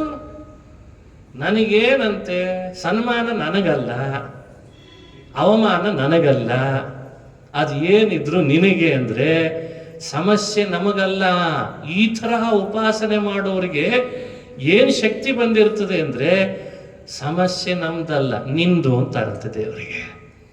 ನೀನು ಸಮಸ್ಯೆ ಮಾಡುವವನು ಅಂತ ನಿನಗೆ ಅಪವಾದ ಬರಬಾರ್ದು ಅಂತಿದ್ರೆ ನನ್ನನ್ನು ಸರಿಯಾಗಿ ನೋಡ್ಕೋಬೇಕಾಗ್ತದೆ. ಇದು ಬಿಂಬೋಪದೇಶ ಅಂದ್ರೆ ಇಲ್ಲಿಗೆ ಬರ್ಬೇಕಂತ ನೋಡ್ರಿ. ಎಲ್ಲರೂ ಬಿಂಬೋಪದೇಶದ ವಿಷಯದ ಬಗ್ಗೆ ಉಪನ್ಯಾಸಕ್ಕಿಂತಲೂ ಹೆಚ್ಚು ಇಂಟರ್ನಲ್ ಆಗಿ ಚರ್ಚೆ ಮಾಡಿ ಆ ಸ್ತರಕ್ಕೆ ಮುಟ್ಟಬೇಕಂತೆ. ಆ ಸ್ತರಕ್ಕೆ ಮುಟ್ಟಬೇಕು. ಏನು ಬೇಕಾದಾಗ್ಲಿ. ಇಟ್ಟಾಂಗ ಇರುವೆನು ಹರಿಯೇ ಎನ್ನ ದೊರೆಯೇ, ಇಟ್ಟಾಂಗ ಇರುವೆನು ಹರಿಯೇ. ಎನ್ನ ದೊರೆಯೇ, ಎನ್ನ ದೊರೆಯೇ ಅಂದ್ರೆ ಅರ್ಥ ಏನು? ಎಲ್ಲೋ ಹೊರಗಿದ್ದವನ್ನ ಮಾತಾಡಿಸ್ತಾ ಇಲ್ಲ, ಇಲ್ಲೇ ಒಳಗಿದ್ದಾನ. ಅದಕ್ಕೆ ದಾಸರು ಎನ್ನ ದೊರೆಯೇ ಇಟ್ಟಾಂಗ ಇರುವೆನು ಹರಿಯೇ. ಹೇಗಿಡ್ತಿ ಇಡು. ಸವಾಲ್ ಹಾಕ್ತಾರೆ. ಯಾಕೆ? ಸುಳ್ಳು ಹೇಳಲಿಲ್ಲ, ಮಾಡಬೇಕಾದ ಸಂಧ್ಯಾವನ್ನು ನೀನು ತಪ್ಪಿಸ್ಲಿಲ್ಲ, ಸಮಯ ಕೊಡಬೇಕಾದ ಅರ್ಘ್ಯ ಒಂದು ದಿವಸ ಮೀರಲಿಲ್ಲ, ಜಪ ಮಾಡಬೇಕಾದದ್ದನ್ನು ಮೀರಲಿಲ್ಲ, ನಿನಗೆ ಮಾಡಬೇಕಾದ ನೈವೇದ್ಯ ಬಿಟ್ಟಿಲ್ಲ, ಸ್ನಾನ ಮಾಡೋ ಸಮಯ ಮೀರಿ ಸ್ನಾನ ಮಾಡಿಲ್ಲ. ಇಷ್ಟೆಲ್ಲ ಮಾಡಿದ ಮೇಲೆ ಇನ್ನೇನದ ಮತ್ತೆ ನಂದು? ಉಳಿದು ನಿನ್ ಜವಾಬ್ದಾರಿ. ಹೀಗೆ ಯಾರು ದೇವ್ರ ಜೊತೆಯಲ್ಲಿ ಮಾತನಾಡಿಸ್ತಾರಲ್ಲ, ಅದಕ್ಕೆ ಬಿಂಬ ಅಂತ ಕರೀತಾರೆ. ಬಹಳ ಕಠಿಣ ಅಂತ ಅನ್ಕೊಳ್ಬೇಡಿ. ಆಗಲೇ ಹೇಳಿದಂತೆ ಬಿಡೋದನ್ನು ಅಭ್ಯಾಸ ಮಾಡಿಕೊಂಡವನಿಗೆ ಬಿಂಬ ಬೇಗ ಸಿಗ್ತಾನೆ. ಇದೇ ಬಿಂಬದ ವಿಷಯ ಬಗ್ಗೆ ಚಿಂತನೆ ಮಾಡುವಾಗ ಹೇಳಬೇಕಾದ ಅಂಶಗಳು. ಮುಂದಿಂದು ಬಿಂಬೋಪಾಸನ ಅಪರ ಪರ್ಯಾಯ ಆತ್ಮಸಮರ್ಪಣ. ಈಗ ತಾನೇ ಹೇಳಿಬಿಟ್ಟೆ ಅದನ್ನ. ಬಿಂಬೋಪಾಸನೆಯ ವಿಶೇಷತೆಯಲ್ಲಿ ಇದು ಬಹಳ ಮುಖ್ಯ. ಅದಕ್ಕೆ ಆತ್ಮಸಮರ್ಪಣೆ. ಆತ್ಮಸಮರ್ಪಣೆಗೂ ಬಿಂಬೋಪಾಸನೆಗೂ ಹೆಚ್ಚು ವ್ಯತ್ಯಾಸ ಇಲ್ಲ ಅನ್ನೋದು ಆರಣ್ಯಕಾಚಾರ್ಯ ಸ್ಪಷ್ಟೀಕರಣ. ಇದು ಈ ಪ್ರಕರಣದ ಅಭಿಪ್ರಾಯ. ಬಿಂಬೋಪಾಸನ ಅಪರ ಪರ್ಯಾಯ ಆತ್ಮಸಮರ್ಪಣೆ. ಒಂದು ದೇಹದೊಳಗಿರುವ ಆತ್ಮನ ಒಂದಂಶದ ಮೇಲೂ ಇವನಿಗೆ ತನ್ನ ಸ್ವಾಮಿತ್ವದ ತಿಳುವಳಿಕೆ ಬರಲ್ಲ. ಇದಕ್ಕೆ ಆತ್ಮಸಮರ್ಪಣ ಅಂತ ಕರೀತಾರೆ. ಆತ್ಮ ಅಂದ್ರೆ ದೇಹ, ಆತ್ಮ. ದೇಹಕ್ಕೂ ಆತ್ಮ ಅಂತ ಹೆಸರು, ಮನಸ್ಸಿಗೂ ಆತ್ಮ ಅಂತ ಹೆಸರಿದೆ, ಜೀವನಿಗೆ ಆತ್ಮ ಅಂತ ಹೆಸರಿದೆ. ಇದ್ರ ಮೇಲಿನ ಅರ್ಥ ಹೇಳ್ತೇನೆ. ಅದು ಭಗವತ್ಪಾದರು ಹೇಳಿದ್ದು, ನಮಗೆ ಸಂಬಂಧಿಕರು ಅಂತ ಯಾರಾಗಿರ್ತಾರೆ ಅಥವಾ ನಾವು ಉಪಯೋಗಿಸುವ ಜಡವಸ್ತುಗಳು ಅಂತಿದ್ದಾವೆ, ಅವೆಲ್ಲವೂ ಆತ್ಮೀಯವಾದದ್ದನ್ನು ಆತ್ಮ ಅಂತ ಕರೀತಾರಂತ. ಏನೆಲ್ಲ ಇದೆ ಎಲ್ಲವನ್ನು ದೇವರಿಗೆ ಕೊಟ್ಬಿಡೋದಂತ. ಎಲ್ಲ ದೇವರಿಗೆ ಕೊಟ್ಟು ಕೂತಲ್ಲೇ ಕೊಟ್ಬಿಟ್ರು. ಎಲ್ಲವೂ ನೀನು ದಾರಾನ್ ಸುತಾನ್ ಪ್ರಿಯಾನ್ ಪ್ರಾಣಾನ್ ಪರಸ್ಮೈ ಸನ್ನಿವೇದಿತ. ಸರ್ವಸ್ವವನ್ನು ದೇವರ ಮುಂದೆ ಇಟ್ಬಿಡು. ಭಾರಿ ಕಠಿಣದ, ಭಾರಿ ಅದ್ಭುತವಾದ ಧರ್ಮ ಇದು. ಇದನ್ನ ಆತ್ಮ ಸಮರ್ಪಣೆ ಎನ್ನುವ ಹೆಸರಿನಲ್ಲಿ ಬಿಂಬೋಪಾಸನೆ ಅಂದ್ರದೇ ಇದು ಅಂತ ವ್ಯಾಖ್ಯಾನ ಮಾಡಿಬಿಟ್ಟಿದ್ದಾರೆ. ಅದರ ಬಗ್ಗೆ ಸಾಕಷ್ಟು ತಾವೇ ವಿವರಣೆ ಕೊಡ್ತಾರೆ. ಭಾಗವತದಲ್ಲಿ ಬಂದಂಥ ಕೆಲವು ಉದಾಹರಣೆಗಳನ್ನು ಕೊಡ್ತಾರೆ. ಬಿಂಬೋಪಾಸನ ಅಪರ ಪರ್ಯಾಯಕ್ಕೆ ವಸ್ತುಗಳನ್ನ ದೇವರಿಗೆ ಸಮರ್ಪಣೆ ಮಾಡಬೇಕಾದ್ರೆ ಕಾಠಿಣ್ಯ ಯಾಕೆ ಗೊತ್ತಾ? ವಸ್ತು ನಮಗೆ ಪ್ರಿಯವಾಗಿದೆ, ಎಲ್ಲಿ ನಾವು ಅದನ್ನು ದೇವರಿಗೆ ಕೊಟ್ಬಿಟ್ರೆ ನಮಗ್ ಸಿಗಲ್ವೋ ಅನ್ನೋ ಸಮಸ್ಯೆ.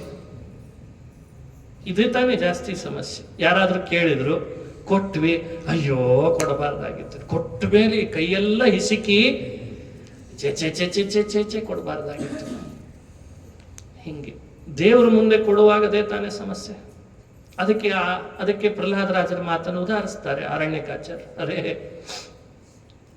ಇದನ್ನೇ ಕೊಡಬಾರ್ದು ಅಂತ ಅಷ್ಟು ಯೋಚಿಸ್ತಿದ್ದೀಯಲ್ಲ, ಇಂಥ ಎಷ್ಟೋ ವಸ್ತುಗಳನ್ನು ದೇವರು ನೀನು ಕೊಟ್ಟು ದೂರ ಮಾಡಿದಾನಲ್ಲ, ಅವಾಗ ಈ ಯೋಚನೆ ಬರಲಿಲ್ವೇ ಅಂತ ಕೇಳ್ತಾರೆ. ಅವ್ರ ಶ್ಲೋಕ ಇದು ಉದಾಹರಿಸಿದ್ದಕ್ಕೆ ಹೇಳ್ತೀನಿ. ಯಸ್ಮಾತ್ ಪ್ರಿಯ ವಿಯೋಗ ಸುಯೋಗ ಜನ್ಮ ಶೋಕಾಗ್ನಿನಾ ಸಕಲಯೋನಿಷು ದಹ್ಯಮಾನಃ ದುಃಖೌಷಧಂ ತದಪಿ ದುಃಖಮತದ್ಧಿಯಾಂ ಭೂಮನ್ ಭ್ರಮಾಮಿ ವದಮೇ ತವ ದಾಸ್ಯ ಯೋಗಂ. ಇದು ಲಕ್ಷ್ಮೀ ನರಸಿಂಹನ ಮುಂದೆ ಪ್ರಹ್ಲಾದರಾಜರು ಈ ಮಾತನ್ನು ಆಡಿದ್ದಾರೆ. ಇದನ್ನು ಬಿಂಬೋಪಾಸನ ಅಪರಪರ್ಯಾಯ ಆತ್ಮ ಸಮರ್ಪಣ ಪ್ರಕರಣದಲ್ಲಿ ಅರಣ್ಯಕಾಚಾರ್ಯ ಮೊದಲು ಉದಾಹರಿಸ್ತಾರೆ. ಇದರ ತಾತ್ಪರ್ಯ ಏನು? ಮನುಷ್ಯನಿಗೆ ಪ್ರಿಯ ಹಾಗೂ ಅಪ್ರಿಯ ವಸ್ತುಗಳು ವಿಯೋಗ ಸುಯೋಗಗಳಿಂದ, ಅರ್ಥಾತ್ ಪ್ರಿಯ ವಿಯೋಗ, ಅಪ್ರಿಯ ಸುಯೋಗ. ಇದು ಬೇಡ ಅಂತ ಅನ್ಕೊಳ್ರಿ ನೀವು. ನಾಳೆ ಅದು ಬೇಡ ಅಂತ, ಅವ್ರು ಬೇಡ, ಅವ್ರನ್ನ ಏನು ಮಾಡಿದ್ರು ಅವ್ರನ್ನ ನೋಡಬಾರ್ದು ಅಂತ ನೀವು ಅನ್ಕೊಳ್ರಿ. ಭಗವಂತ ಬೆಳಗ್ಗೆ ಎದ್ದ ಕೂಡಲೇ ಅವರೇ ಬಾಗಿಲು ತಟ್ಟೋ ಹಾಗೆ ಮಾಡಿರ್ತಾರೆ. ನಿಮ್ಮನ್ನು ನೋಡೋಣ ಅಂತ ಬಂದು, ನೀನೇ ಬಂದ್ಯಾ, ನಿನ್ನೇನು ಅಂತ ಅನ್ಕೊಂಡಿದ್ದೆ, ನೀನು ನೋಡಬಾರ್ದು ಇನ್ಮೇಲೆ ಅಂತ, ನೀನೇ ಬಂದ್ಯಾ ಅಂತ. ಕೆಲವರನ್ನ ಬಹಳ ಬೇಕು ಅಂತ ಅನ್ಕೊಂಡಿರ್ತೀವಿ, ಭಾರಿ ಪ್ರಿಯ ನಮಗೆ, ಅವ್ರು ಇಲ್ಲದೆ ನಮ್ಗೆ ಬದುಕೇ ಇಲ್ಲ ಅಂತ. ನಾಳೆನೇ ಅವರನ್ನ ದೂರ ಮಾಡಿಬಿಟ್ಟಿರ್ತಾರೆ. ಪ್ರಿಯ ವಿಯೋಗ ಅಪ್ರಿಯ ಸುಯೋಗ ಜನ್ಮ ಶೋಕಾಗ್ನಿನ ಸಕಲ ಯೋನಿಷು ದಹ್ಯಮಾನ. ಈ ಶ್ಲೋಕದ ಅರ್ಥ. ಈ ವಸ್ತು ಬಹಳ ಪ್ರಿಯ, ಹಾಗಾದ್ರೆ ದೂರ ಮಾಡ್ತಾನೆ ದೇವ್ರು. ನೋಡೋಣ ಅದು ಜಾಸ್ತಿನೋ ನಾನ್ ಜಾಸ್ತಿನೋ ಅಂತ ಕೇಳ್ತಾನೆ. ಇದು ಬೇಡ, ಅದನ್ನ ಹತ್ರ ತಂದಿಡ್ತಾನೆ. ನೋಡೋಣ ಅದ್ರ ಕಡೆ ಇಂಟೆನ್ಷನ್ ಜಾಸ್ತಿನ ನನ್ನ ಕಡೆನೋ ಜಾಸ್ತಿನ ಅಂತಾನಂತೆ. ಎರಡರ ಪರೀಕ್ಷೆಯಲ್ಲಿ ಪಾಸ್ ಯಾರಾಗಬೇಕೀಗ? ಇದೇ ಆತ್ಮ ಸಮರ್ಪಣೆಯ ರಹಸ್ಯ ಅಂತ ಹೇಳುವಾಗ ಅವರಂತಾರೆ, ಪರಿಪೂರ್ಣ ಭಗವಂತನಿಗೆ ಸರೆಂಡರ್ ಆಗ್ತಾನೆ. ಅದೂ ಬೇಡ, ಇದೂ ಬೇಡ, ನೀನೇನು ಕೊಡ್ತಿ ಅದು ಸಾಕು, ನಿನ್ನಲ್ಲಿ ನನ್ನನ್ನು ಒಪ್ಪಿಸಿದೇನಿ, ನಾನು ನಿನ್ನ ದಾಸ, ನಾನು ನಿನ್ನ ದಾಸ, ನಾನಿನ್ನ ದಾಸ, ನಾನಿನ್ನ ದಾಸ ಅನ್ನೋ ಭಾವ ಯಾವಾಗ ಬೇರಿಂದ ಮೇಲೆ ಬರ್ತಾ ಹೋಗ್ಬೇಕಂತ. ಇದನ್ನು ಮನುಷ್ಯ ಅರ್ಥೈಸ್ಕೊಳ್ಬೇಕು. ಕೆಲವರು ಇದನ್ನು ದುರುಪಯೋಗ ಮಾಡ್ಲಿಕ್ಕೆ ಶುರು ಮಾಡಿದ್ದಾರೆ. ಈ ಬಿಂಬ, ಈ ದಾಸ್ಯ, ಈ ಆತ್ಮ ಸಮರ್ಪಣೆ ಎಲ್ಲ ದುರುಪಯೋಗ ಶುರು ಮಾಡಿಬಿಡು. ಏನೋ ಮಾಡಬಾರ್ದು ಮಾಡಿಬಿಡೋದು. ಹಿಂಗೆ ಯಾಕೆ ದೇವರು ಮಾಡಿಸಿದ ಒಳಗಡೆ ಇರುವ ಬಿಂಬ ಹೀಗೆ ಪ್ರೇರಣೆ ಮಾಡಿ ಈ ಅದಕ್ಕೆ ಬಿಂಬದ ವಿಷಯಗಳನ್ನು ಹಿರಿಯರು ಯಾಕೆ ಓಪನ್ ಸ್ಟೇಟ್ಮೆಂಟ್ ಜಾಸ್ತಿ ಕೊಡಲಿಲ್ಲ ಅನ್ಲಿಕ್ಕೆ ಈ ರಹಸ್ಯಗಳು ನಿಮಗೆ. ಇನ್ನೂ ರಹಸ್ಯಗಳಿವೆ, ಇನ್ನೂ ರಹಸ್ಯಗಳಿದ್ದಾವೆ. ಯಾಕದನ್ನು ಓಪನ್ ಪ್ರವಚನಗಳಲ್ಲಿ ಹೇಳಲಿಲ್ಲ ಹಿರಿಯರು ನಮಗೆ? ಯಾಕೆ ಅವುಗಳ ಬಗ್ಗೆ ಪುಸ್ತಕಗಳನ್ನು ನಿರಂತರವಾಗಿ ಅದ್ರ ಬಗ್ಗೆ ಬರೆದು ಇಡಲಿಲ್ಲ ಅಂದ್ರೆ, ಇದರದ್ದು ಲೋಕದಲ್ಲಿ ಮಾರಾಟ ಜಾಸ್ತಿ ಮಾಡ್ತಾರೆ, ಇದು ವ್ಯಾಪಾರ ಜಾಸ್ತಿ ಆಗ್ತದೆ, ಇದು ಒಂದು ಬಿಸಿನೆಸ್ ಆಗ್ತದೆ. ಇದರಿಂದ ಸಮಾಜವನ್ನು ಮತ್ತಷ್ಟು ತಪ್ಪುದಾರಿಗೆಳಿತಾರೆ. ಅದಕ್ಕೆ ಇವತ್ತು ನಾವು ಹೆಚ್ಚು ಬಿಂಬದ ಬಗ್ಗೆ ವಿಸ್ತಾರ ಮಾಡದೆ ಮೌನ ವಹಿಸೋಣ. ಆ ಗುರುಗಳನ್ನು ಆಶ್ರಯಿಸಿ ಅವನು ಅದ್ರ ತಕ್ಕಂತೆ ಸೇವಿಸಿ ಅದರಿಂದ ಪಡೀಲಿ ಅನ್ನೋ ವಿಶೇಷವಾದ ರಹಸ್ಯ.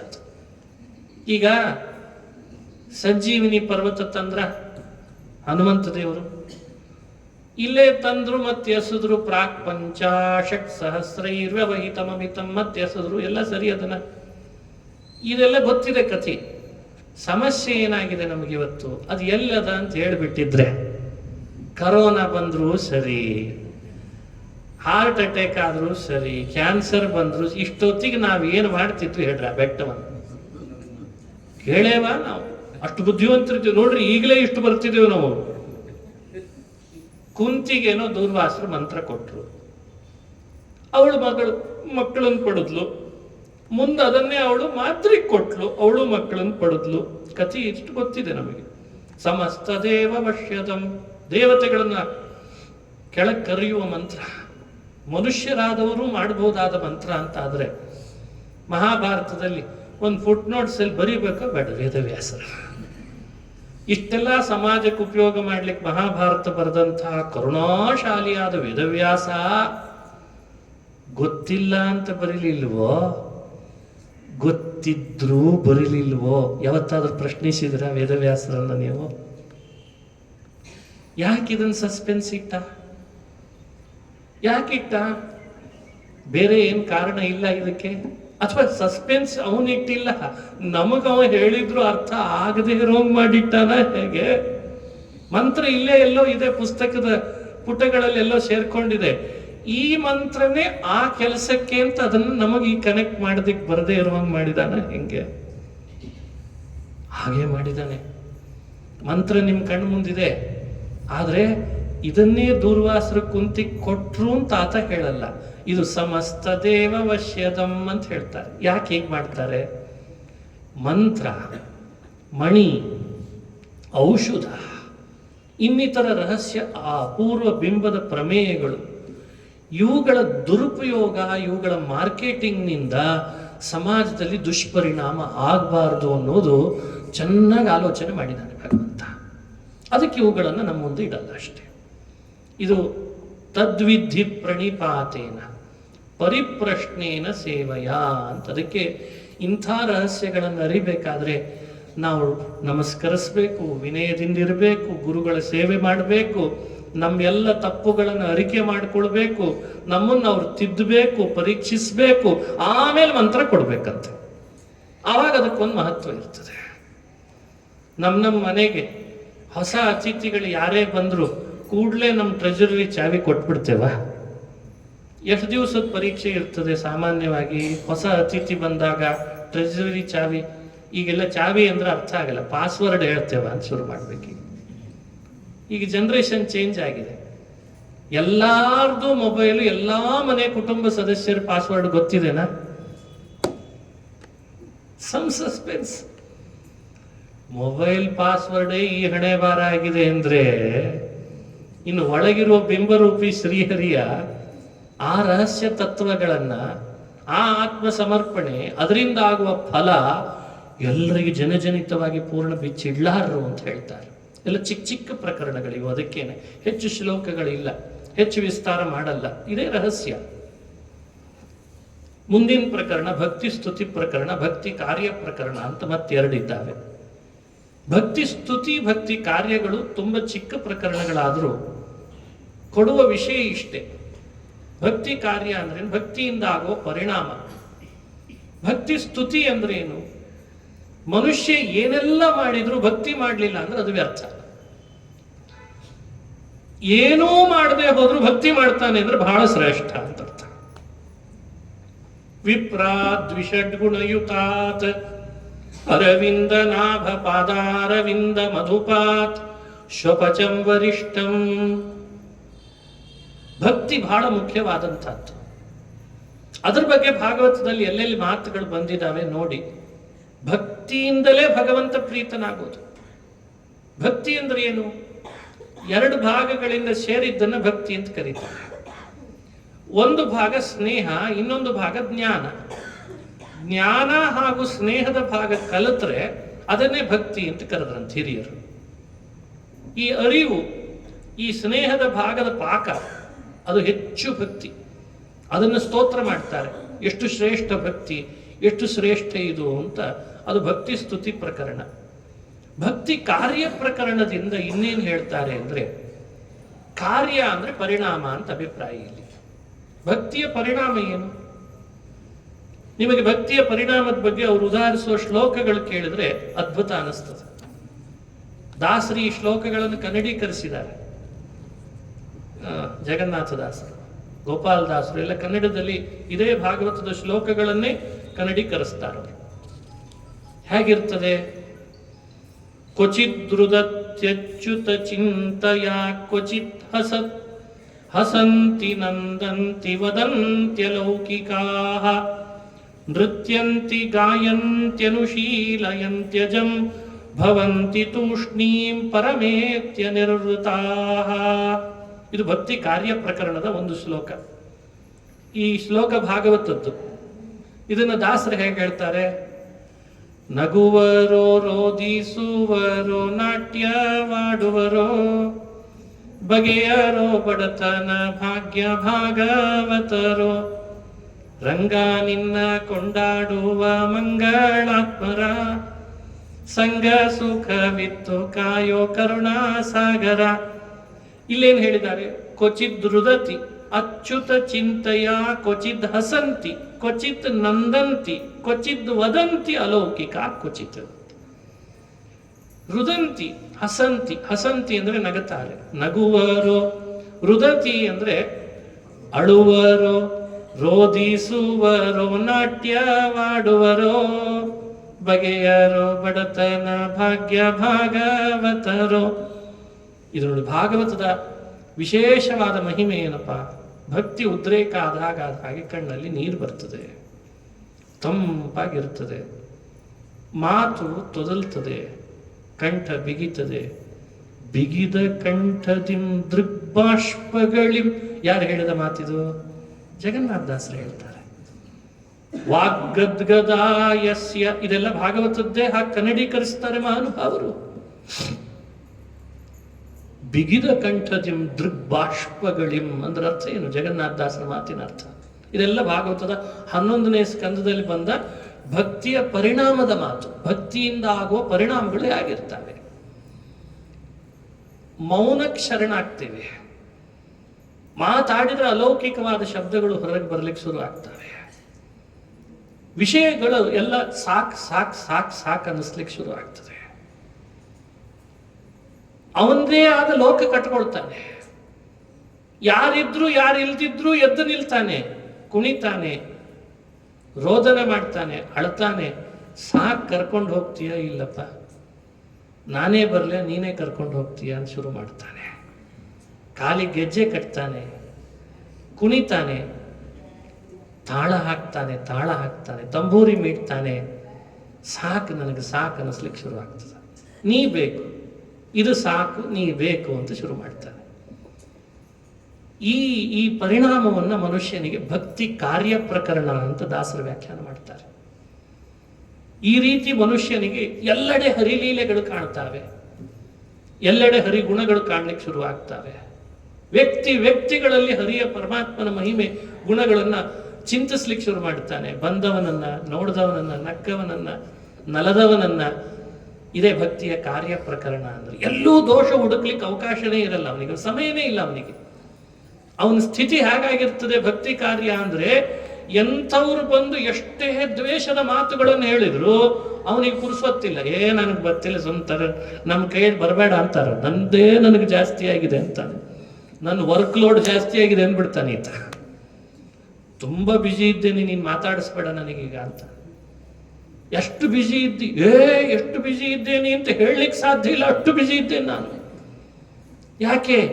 ಅಣು ರೇಣು ತೃಣ ಕಾಷ್ಟ ಪರಿಪೂರ್ಣ ಗೋವಿಂದ ನಿರ್ಮಲಾತ್ಮಕನಾಗಿ. ಅಣು ರೇಣು ತೃಣ ಕಾಷ್ಟ ಪರಿಪೂರ್ಣ ಗೋವಿಂದ. ಎಲ್ಲೆಡೆ ದೇವರು ಕಾಣ್ತಿದ್ದಾನಲ್ಲಪ್ಪ.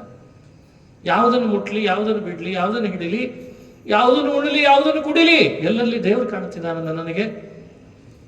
ಇದು ಭಕ್ತಿಯ ಕಾರ್ಯ. ಇದನ್ನು ಅನುಭವಿಸಿದ್ರು ದಾಸರೆಲ್ಲ. ಹಾಗಾಗಿ ಅವರು ನಿಂದಿಸ್ಲಿಕ್ಕೆ ಅವಕಾಶ ಸಿಗಲಿಲ್ಲ. ಇನ್ನೊಬ್ರು ನಿಂದಿಸ್ತಾ ಇದ್ರೆ ಅವರಿಗೆ ಉತ್ತರ ಕೊಡುವಷ್ಟು ಅವರಿಗೆ ಸಮಯಕ್ಕೆ ಅವಕಾಶ ಇಲ್ಲ. ಅವರಿಗೆ ಸಮಸ್ಯೆ ಯಾರಿಗೇನಾಗಿದೆ ಅಂತ ಈಗ ಗೊತ್ತಾಯ್ತಲ್ಲ. ನಾವ್ಯಾಕೆ ಇನ್ನೊಬ್ರನ್ನ ಬೈತಿದ್ದೇವೆ ಗೊತ್ತಾಯ್ತಲ್ಲ. ಈಗ ನಮಗಷ್ಟು ಪುರುಸೊತ್ತು ಸಿಕ್ಕಿದೆ, ಒಳಗಡೆ ಕಣ್ ತೆಗಿತಾ ಇಲ್ಲಲ್ಲ. ನಮಗಷ್ಟು ಪುರುಸೊತ್ತು ಸಿಕ್ಕಿದೆ, ಎಲ್ಲೆಡೆಯಲ್ಲಿ ದೇವರನ್ನು ಕಾಣ್ತಾ ಇಲ್ಲಲ್ಲ. ನಮಗಷ್ಟು ಪುರುಸೊತ್ತು ಸಿಕ್ಕಿದೆ, ಒಳಗಡೆಯಲ್ಲಿ ಭಕ್ತಿ ಪರಿಣಾಮ ಆಗ್ತಾ ಇಲ್ಲಲ್ಲ. ಇದು ಭಕ್ತಿ ಕಾರ್ಯ. ಮುಂದಿನ ಪ್ರಕರಣ ಅದಾದ ಮೇಲೆ ಅವರು ಹೇಳಿದ್ದು ಅನ್ಯಥಾ ಮತ್ತೆ ಅಕರಣ ಪ್ರಕರಣ. ಈ ಕೆಲವು ಪ್ರಕರಣಗಳಲ್ಲಿ ಇದು ಒಂದು ಅದ್ಭುತ. ಭಕ್ತಿ ಮಾಡೋರ್ದು ಒಂದಾದ್ರೆ ಮಾಡೋರನ್ನ ನೋಡಿ ತಪ್ಪು ತಿಳ್ಕೊಳ್ಳೋದು ಇನ್ನೊಂದಂತ. ಇದೊಂದು ಎಡವಟ್ಟು. ಅನ್ಯಥಾ ಮತಿ ಅಕರಣ.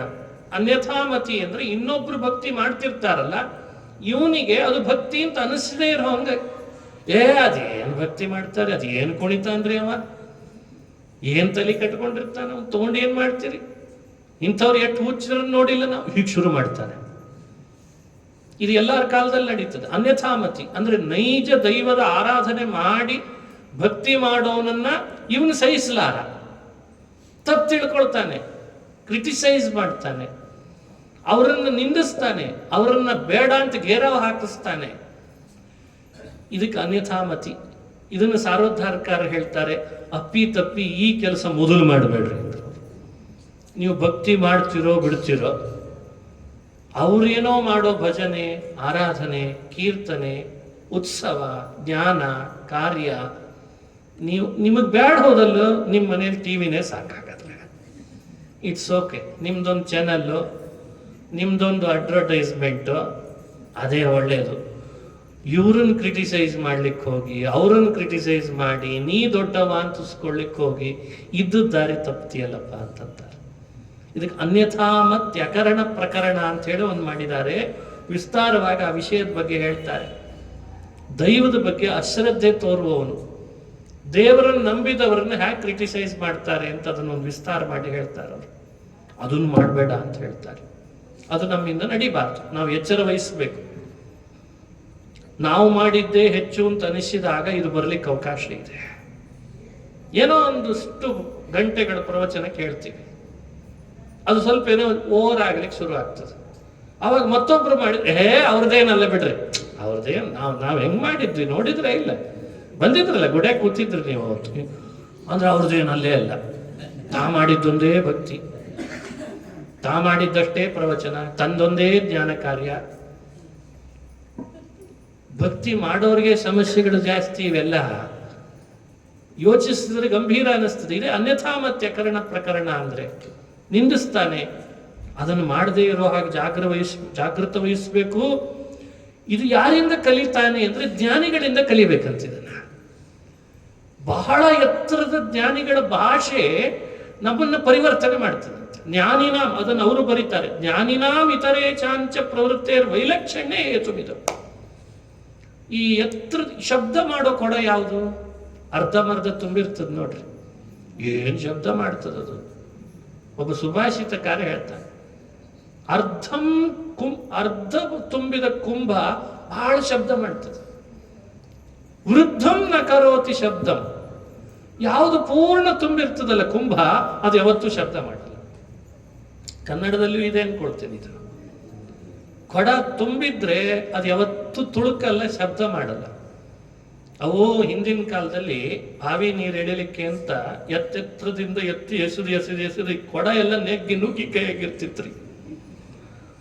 ಅವನ್ ಇಡೋದು ಕಷ್ಟ ಇರ್ತಿತ್ತು. ಪೂರ್ಣ ತುಂಬಿದ್ರೆ ಪುಣ್ಯಕ್ಕೆ ನಿಲ್ತಿತ್ತದು. ನೀರು ಅರ್ಧಮರ್ಧ ತುಂಬಿದ್ರೆ ಅದು ಟಕ ಟಕ ಟಕ. ಈ ಪ್ಲಾಸ್ಟಿಕ್ ಬಂದದ್ದಕ್ಕೆ ಈ ಉದಾಹರಣೆ ಕೊಡ್ಲಿಕ್ಕೆ ಆಗಲ್ಲ ಈಗ. ಹೌದು, ಹಿಂಗೆ ಶಬ್ದ.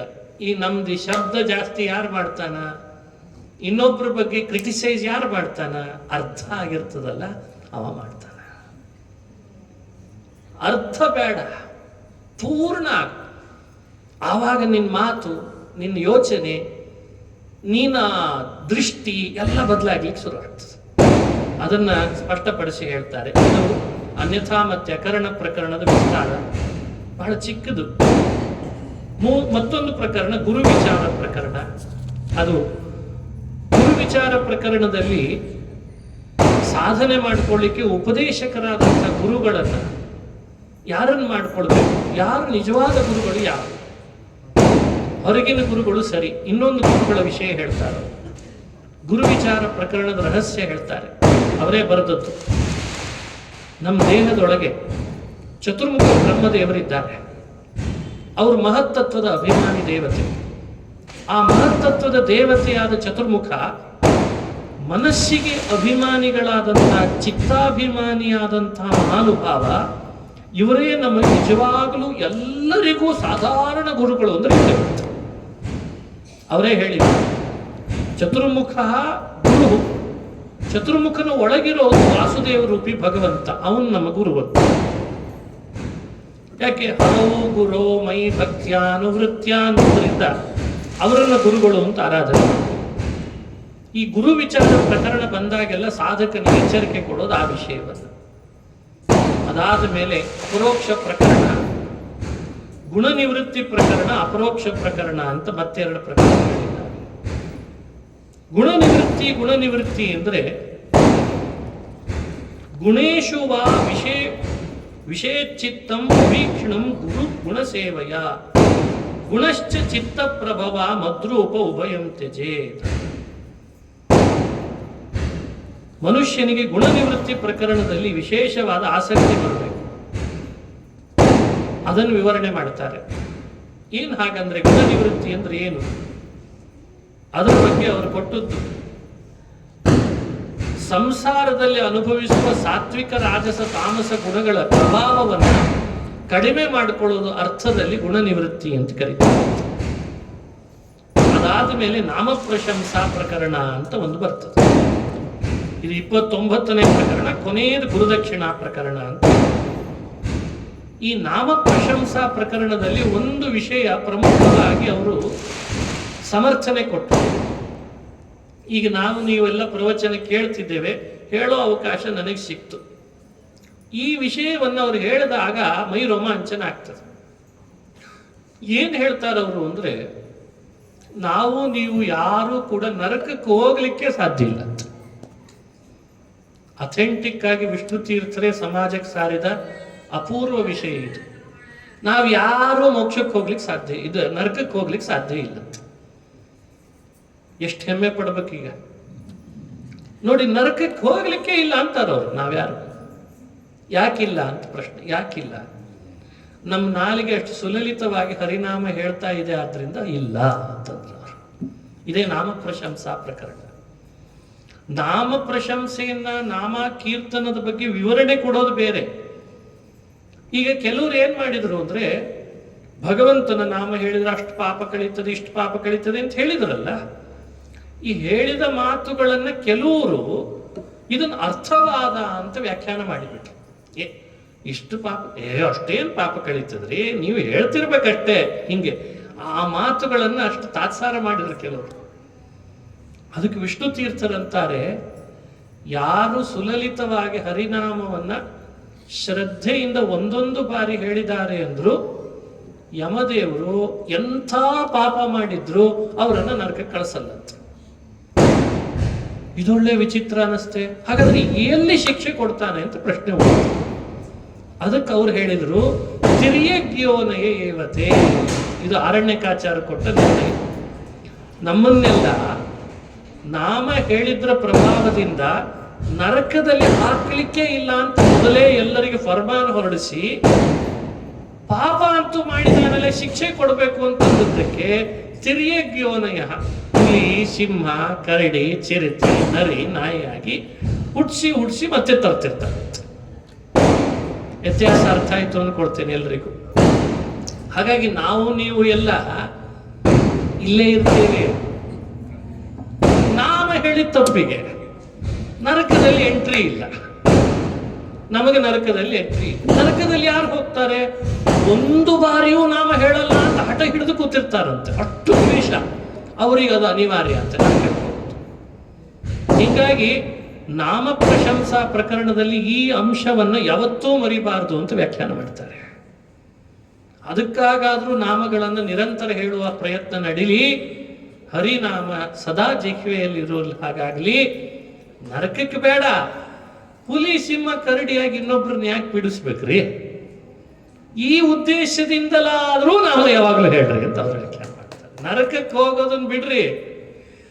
ಇಲ್ಲಿರುವ ತಿರ್ಯಗ್ಯೋನಿಗಳನ್ನು ಪರಿಹಾರ ಮಾಡಿಕೊಳ್ಳಿಕ್ಕೋಸ್ಕರ ತಿರ್ಯಗ್ಯೋನಿ ಅಂತ ಹೆಸರು ಅದಕ್ಕೆ. ಹುಲಿನೋ, ಸಿಂಹನೋ, ಪ್ರಾಣಿನೋ ಯಾಕೆ ಹುಟ್ಟಬೇಕ್ರಪ್ಪ? ಅದರೊಳಗೆ ಹುಟ್ಟಬೇಕು ಯಾಕೆ? ಬೇಡ, ಅಲ್ಲಿ ಹುಟ್ಟೋದು ಬೇಡ ಅನಿಸಿದೆ ಅಂದ್ರೆ ಇಲ್ಲಿ ಈಗೆಲ್ಲ ಪ್ರಾಣಿ ಪ್ರಿಯರು ಜಾಸ್ತಿ ಆಗಿದ್ದಾರೆ. ಅವ್ರದ್ದು ಮೆಡಿಕಲ್ ಶಾಪ್ ಬೇರೆ ಆಗ್ಯದ. ಈಗ ಅದ್ರದ್ದು ಆಹಾರ ಸಿಗೋ ಪದ ಕಿರಾಣಿ ಅಂಗಡಿ ಬೇರೆ ಆಗ್ಯದ. ಅರ್ದು ಈ ಕಿರಾಣಿ ಅಂಗಡಿ ಕಡಿಮೆ ಆಗ್ಯಾವ. ಈ ಬಹುಶಃ ಸಿಟಿಗಳಲ್ಲಿ ಜಾಸ್ತಿ ಆಗ್ಯದ. ಅದ್ರದ್ದೊಂದು ಕುತ್ತಿಗೆಗೆ ಹಾಕೋ ಚೈನ್ ಸಿಗೋ ಅಂಗಡಿ ಬೇರೆ, ಅದ್ರ ಬಟ್ಟಿ ಅಂಗಡಿ ಬೇರೆ ಆಗ್ಯಾವ. ಅದ್ರದ್ದು ಬೇರೆ. ಮತ್ತೆ ಅಂದ್ರೆ ಪ್ರಾಣಿ ಪ್ರಿಯರು, ಏನು ಪ್ರಾಣಿ ಪ್ರಿಯರು ಟ್ರೈನಲ್ಲೆಲ್ಲ ತಗೊಂಡ್ ಬರ್ಲಿಕ್ಕೆ ಶುರು ಮಾಡ್ಯಾರ. ಈಗ IRCTC ಅವರು ಅದಕ್ಕೆ ಅವಕಾಶ ಕೊಟ್ಬಿಟ್ರಲ್ಲ ಮತ್ತೆ ವೆಬ್ಸೈಟ್ನಲ್ಲಿ. ಹಾಗಾಗಿ it's A hour family member ಅಂತಾರೆ. ಮತ್ತೆ ಇದು ನಮ್ಮ ಫ್ಯಾಮಿಲಿ ಮೆಂಬರು, ಬೈಲಿಕ್ಕೆ ಹೋಗ್ಬೇಡ್ರಿ ಅಂತಾರೆ. ಮತ್ ನಾವು ಮನೆಯಿಂದ ಊರಿಗೆ ಹೊರಟ್ರೆ ಅದಕ್ಕೆ ಯಾರು ಆಹಾರ ಹಾಕೋರು? ಹಿಂಗಾಗಿ ಅದು ಬೇಕು ಅಂತ ಹಿಂಗ್ ನಡೆದದ ಈ ಕಾಲ. ಇರ್ಲಿ, ಅವರನ್ನು ನಾವು ಶ್ಲಾಘನೆ ಮಾಡೋಣ ಅಂತ ಹೇಳಿ. ಯಾಕಂದ್ರೆ ಪುರಾಣಗಳನ್ನು ಹೇಳೋರು ಎಷ್ಟು ಕಠಿಣ ಆಗ್ಯದಂದ್ರೆ, ಈಗ ಮಹಿಳಾವಾದ ಬೇರೆ ಆಗ್ಯದ, ಸಂವಿಧಾನದ ವಾದ ಬೇರೆ ಆಗ್ಯದ, ಮನುಸ್ಮೃತಿ ಅಂತೂ ಬೇರೆ ಕೈಯಲ್ಲಿ ಸಿಕ್ಕಾಕೊಂಡು ಅದು ಓಡಾಡ್ಲಿಕ್ಕೆ ಹತ್ಬಿಟ್ಟದ. ಅದು ಇನ್ನು ಈ ಸಂವಿಧಾನ ಮಾತ್ರ ಒಂದು ಸಿಂಹಾಸನದಲ್ಲಿ ಕೂತು ಪಟ್ಟಾಭಿಷೇಕ ಆಗಿಬಿಟ್ಟದ. ಇಂಥ ಸಮಾಜದೊಳಗೆ ನಾವಿದ್ದೇವೆ. ಯಾರನ್ನು ಏನಂದ್ರೂ ಸಮಸ್ಯೆ ಅಂತ ಶುರು ಮಾಡ್ಯಾರ. ಈಗ ಪುರಾಣಗಳಲ್ಲಿ ಯಾವ ವಿಷಯಗಳನ್ನ ಹೇಳಿ ಬ್ಯಾಡೋ ಮನುಷ್ಯ ನಿನ್ನನ್ನು ತಿದ್ದುಕೋ ಪ್ರಾಣಿ ಹಂಗ ಆಗ್ಬೇಡ ಅಂತ ಅವ್ರು ಹೇಳಲಿಕ್ಕೆ ಹೊರಟಿದ್ರು, ಈಗ ಅದನ್ನು ನಮ್ಮ ಫ್ಯಾಮಿಲಿ ಮೆಂಬರ್ ಮಾಡ್ಕೊಂಡ್ಬಿಟ್ಟವರಿಗೆ ಪುರಾಣದ ಭಾಷೆ ಹೆಂಗ ಅರ್ಥ ಆಗ್ಬೇಕು? ಅಂತೂ ನಾಮ ಪ್ರಶಂಸಾ ಪ್ರಕರಣದ ಬಹಳ ಅದ್ಭುತವಾದ ಸಂದೇಶ ಅರ್ಥೈಸಿಕೊಳ್ಬೇಕು ಅಂತ ಹೇಳ್ತಾ, ಕೊನೆಗೆ ಗುರುದಕ್ಷಿಣ ಪ್ರಕರಣದಿಂದ ಈ ಗ್ರಂಥವನ್ನು ಉಪಸಂಹಾರ ಮಾಡ್ತಾರೆ ಅರಣ್ಯಕಾಚಾರ್ಯರು. ಜ್ಞಾನ ಪಡೆದಂಥವರಿಗೆ ಗುರುಗಳು ದೇವರ ಸನ್ನಿಧಾನಕ್ಕೆ ಪಾತ್ರರಾಗಿರ್ತಾರಾದ ಕಾರಣ ಜ್ಞಾನ ಯಾರಿಂದ ಪಡೆದಿರ್ತೇವೋ ಅವರಿಗೆ ನಾವು ಸಲ್ಲಿಸಬೇಕಾದಂತಹ ದಕ್ಷಿಣೆ ಅಂತ. ಆಶ್ಚರ್ಯ ಆಗ್ತದೆ. ಅಂತೂ ಇಷ್ಟೆಲ್ಲ ಭಾಗವತ ಹೇಳಿ ದ್ರವ್ಯ ದಕ್ಷಿಣೆಗಳನ್ನು ಬಿಡಬೇಕು, ಆಸೆ ಬಿಡಬೇಕು ಅಂತ ಹೇಳಿ ಕೊನೆ ಪ್ರಕರಣದ ಹೆಸರು ಏನಿಟ್ಟಾರ ನೋಡ್ರಿ, ಗುರುದಕ್ಷಿಣಾ ಪ್ರಕರಣ. ಬಂದ್ರಲ್ಲ ಮತ್ತೆ ಆಚಾರ ಪುರಾಣ ಹೇಳೋದೇ ಹೇಳೋದು ಹೇಳೋದೇ ಹೇಳೋದು, ಆಮೇಲೆ ಕೊನೆಗೆ ದಕ್ಷಿಣೆಗೆ ಬಂದ್ರೇನು ಅಂತ. ಅದಕ್ಕೆ ಅರಣ್ಯಕಾಚಾರ ಅಂತಾರೆ. ದಕ್ಷಿಣೆ ಅಂದ್ರೆ ಏನರ್ಥ? ಇದಕ್ಕಾದ್ರೂ ಅರಣ್ಯಕಾಚಾರ್ಯರ ಪ್ರಕರಣ ಗ್ರಂಥಗಳನ್ನು ವಿಸ್ತಾರ ಕೇಳಬೇಕು. ಭಾಗವತದಲ್ಲಿ ಕೃಷ್ಣ ಹೇಳಿದ್ದು ಉದ್ಧವನಿಗೆ ಈ ದಕ್ಷಿಣೆಯ ಡೆಫಿನೇಷನ್, ದಕ್ಷಿಣ ಜ್ಞಾನ ಸಂದೇಶ ಅಂತಂದ. ಜ್ಞಾನ ಸಂದೇಶ, ನಾವೇನ್ ತಿಳ್ಕೊಂಡಿರ್ತೀವಿ ಜ್ಞಾನ, ಅದನ್ನ ಇನ್ನೊಬ್ಬರಿಗೆ ರವಾನೆ ಮಾಡ್ತಾ ಬಂದ್ರೆ ಸಾಕಂತೆ, ಅದು ನಾವು ಗುರುಗಳಿಗೆ ಕೊಡುವ ದಕ್ಷಿಣೆ ಆಗ್ತದಂತೆ. ಈ ಆಧ್ಯಾತ್ಮಿಕ ದಕ್ಷಿಣೆಯನ್ನ ಕೊನೆಗೆ ಗುರುದಕ್ಷಿಣಾ ಪ್ರಕರಣದಲ್ಲಿ ವ್ಯಾಖ್ಯಾನ ಮಾಡಿ ಮುಕ್ತಾಯ ಮಾಡ್ತಾರೆ ಅರಣ್ಯಕಾಚಾರ್ಯರು.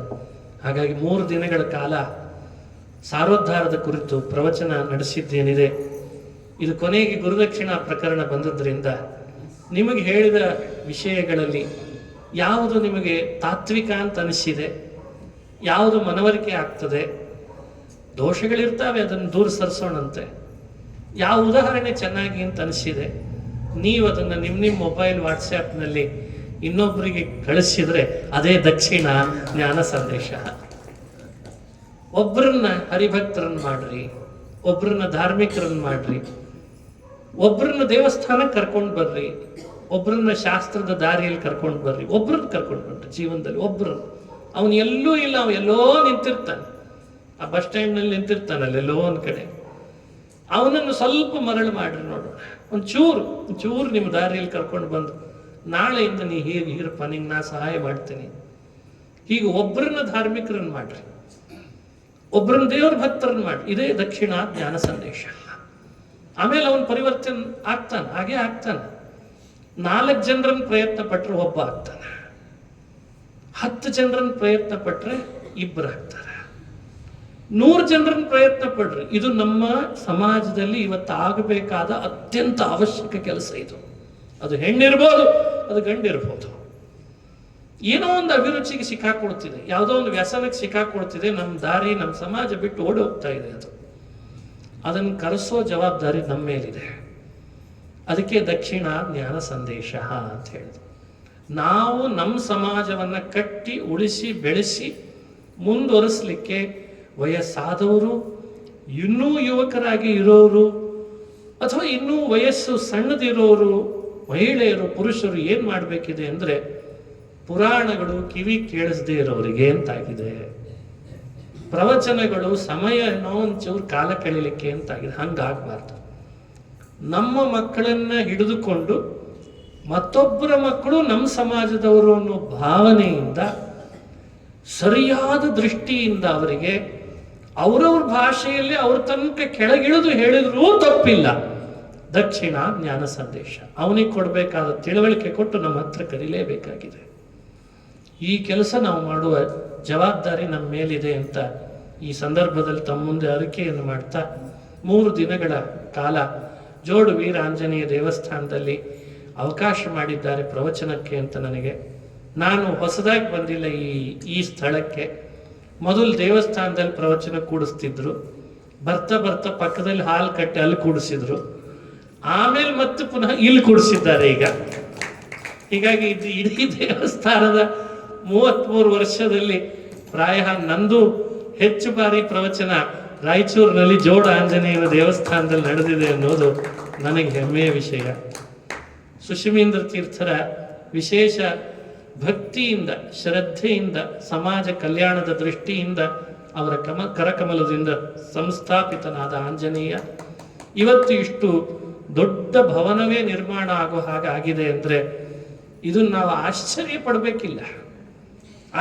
ಪಡಬೇಕಿಲ್ಲ. ಯಾಕೆ ಅಂತ ಹೇಳ್ತೀನಿ, ನಿಮ್ಗೆ ರಹಸ್ಯಗಳು ಹೇಳ್ತೀನಿ. ಅರೆ ಏನೆಲ್ಲ ನಡೀತಿದೆ ಗೊತ್ತೇನು ಪ್ರಪಂಚದಲ್ಲಿ ಇವತ್ತು? ಒಂದು ಸ್ಟೇಡಿಯಂ ಹೆಂಗೆ ತಯಾರಾಗ್ತಿದೆ ನೋಡಿರಲಿಲ್ಲ? ಒಂದು ಸ್ಟೇಡಿಯಂ ಹೆಂಗೆ ತಯಾರಾಗ್ತಿದೆ, ಒಂದು ಏರ್ಪೋರ್ಟ್ ಹೆಂಗೆ ತಯಾರಾಗ್ತಿದೆ, ಒಂದು ಬಸ್ ಸ್ಟ್ಯಾಂಡ್ ಎಷ್ಟು ಮಾಡಿಫೈ ಆಗ್ತಿದೆ, ಎಲ್ಲ ನಿಮ್ಗೆ ಗೊತ್ತಿದ್ದದ್ದೇ. ಇವೆಲ್ಲ ಆಗ್ತಿದ್ದಾವೆ ಅಂದ್ರೆ ಜ್ಞಾನ, ಭಕ್ತಿ, ಸಮಾಜ ಕಲ್ಯಾಣ, ದೈವ, ಸತ್ಯ ಅಂತ ನಂಬಿರೋದು ಮಾಡಿಫೈ ಆಗಿದ್ರೆ ಬೆಳೆದ್ರೆ ಯಾಕಪ್ಪ ಸಮಸ್ಯೆ ಅನ್ಬೇಕಿದೆ? ಆಶ್ಚರ್ಯ. ಹೌದಪ್ಪ, ಅಲ್ರಿ ಅದಕ್ಕೆ ಅಷ್ಟು ಶಕ್ತಿ ಇದೆ ಅಂದ್ರೆ ಇವಾಗ ಶಕ್ತಿ ಇಲ್ಲ ಅಂತ ಅನ್ಕೊಳ್ಬೇಕೆ ಹಾಗಾದ್ರೆ? ಹಾಗಾಗಿ ಊರೂರುಗಳಲ್ಲಿ ಇಂಥ ದೇವಸ್ಥಾನಗಳು ಭವನಗಳಾಗಿ ಮಾರ್ಪಾಡಾದ್ರೆ ಅದಕ್ಕೆಲ್ಲ ಸಕ್ರಿಯ ಆಸ್ತಿಕ ಬಂಧುಗಳು ಕೈ ಜೋಡಿಸಿದ್ರೆ, ಅಲ್ಲಿ ಇಂಥ ಕಾರ್ಯಗಳು ನಡೆದ್ರೆ ಮತ್ತಷ್ಟು ಶ್ರದ್ಧೆಯಿಂದ ನಾವು ಅವರನ್ನು ಶ್ಲಾಘಿಸಿ ಕೈ ಜೋಡಿಸುವ ಕೆಲಸ ಮಾಡಬೇಕಾದದ್ದು ಕರ್ತವ್ಯ ಅಂತ ಅನಿಸ್ತದೆ. ನೀವೆಲ್ಲ ಮಾಡಿದವರೇ. ಎಷ್ಟು ಯತಿಗಳ ಸನ್ನಿಧಾನ, ಎಷ್ಟು ಯತಿಗಳ ಪ್ರವಚನ, ಎಷ್ಟೆಲ್ಲ ಯತಿಗಳು ಪಂಡಿತರು ಬಂದು ಇಲ್ಲಿ ವಿದ್ವಾಂಸರು ಉಪನ್ಯಾಸ ಮಾಡಿದ್ದಾರೆ. ಒಂದೇ ಎರಡೇ ಲೆಕ್ಕನೇ ಇಲ್ಲ. ಅಂಥ ಅದ್ಭುತ ಈ ಸ್ಥಳ ಜೋಡು ವೀರಾಂಜನೇಯನ ದೇವಸ್ಥಾನ. ಇದರ ಶ್ರೇಯಸ್ಸು ಆಂಜನೇಯನ ದೇವಸ್ಥಾನದ ಎಲ್ಲ ಪದಾಧಿಕಾರಿಗಳಿಗೂ ಸಲ್ಲುತ್ತದೆ. ಆ ಪದಾಧಿಕಾರಿಗಳ ಕುಟುಂಬಕ್ಕೂ ಕೂಡ ಶ್ರೇಯಸ್ಸನ್ನ ಆಂಜನೇಯ ಉಂಟು ಮಾಡ್ತಾನೆ ಅಂತ ಈ ಸಂದರ್ಭದಲ್ಲಿ ಹೇಳಿ, ಇಂಥ ಉಪನ್ಯಾಸಕ್ಕೆ ತಾವೆಲ್ಲ ಹೆಚ್ಚಿನ ಸಂಖ್ಯೆಯಲ್ಲಿ ಭಾಗವಹಿಸಿ ತುಂಬ ಶ್ರದ್ಧೆಯಿಂದ ಈ ಪ್ರವಚನವನ್ನು ಆಲಿಸಿದ್ರಿಂದ ನಿಮಗೂ ಹಾಗೂ ಆನ್ಲೈನ್ನಲ್ಲಿ ಶ್ರವಣ ಮಾಡಿದಂಥವರಿಗೂ ಕೂಡ ಭಗವಂತ ಅನುಗ್ರಹಿಸಲಿ ಪ್ರಾರ್ಥನೆ ಮಾಡಿ, ನಮ್ಮ ಗುರುಗಳಾದ ಶ್ರೀ ಸುವಿತೇಂದ್ರ ತೀರ್ಥ ಶ್ರೀಪಾದಂಗಳವರನ್ನು, ಬಾಳಗಾರು ಶ್ರೀನಿವಾಸಾಚಾರ್ಯರನ್ನು ಭಕ್ತಿಪೂರ್ವಕ ನಮಸ್ಕರಿಸಿ ಮಗದೊಮ್ಮೆ ನನಗೇನೋ ಈಗ ತಿರುಪತಿಯಲ್ಲಿ ಇದ್ದದ್ರಿಂದ ಸ್ವಲ್ಪ ಸಮಯದ ದಿನಗಳ ಅಭಾವ ಕಂಡು ಬರ್ತಿರ್ತದೆ. ಆದರೆ ನಾನು ಹೇಳ್ತಿರ್ತೀನಿ, ಶನಿವಾರ ಭಾನುವಾರದ ನೆನಪು ನಿಮಗಿದ್ದಾಗ ನನ್ನೂ ಸ್ವಲ್ಪ ನೆನಪಿಸ್ಕೊಳ್ರಿ ಅಂತ ಈ ಕಮಿಟಿಯ ಸದಸ್ಯರಿಗೂ ನಾನು ತಿಳಿಸಿ ಮಗದೊಮ್ಮೆ ಭೇಟಿ ಆಗೋಣ ಅಂತ ಹೇಳ್ತಾ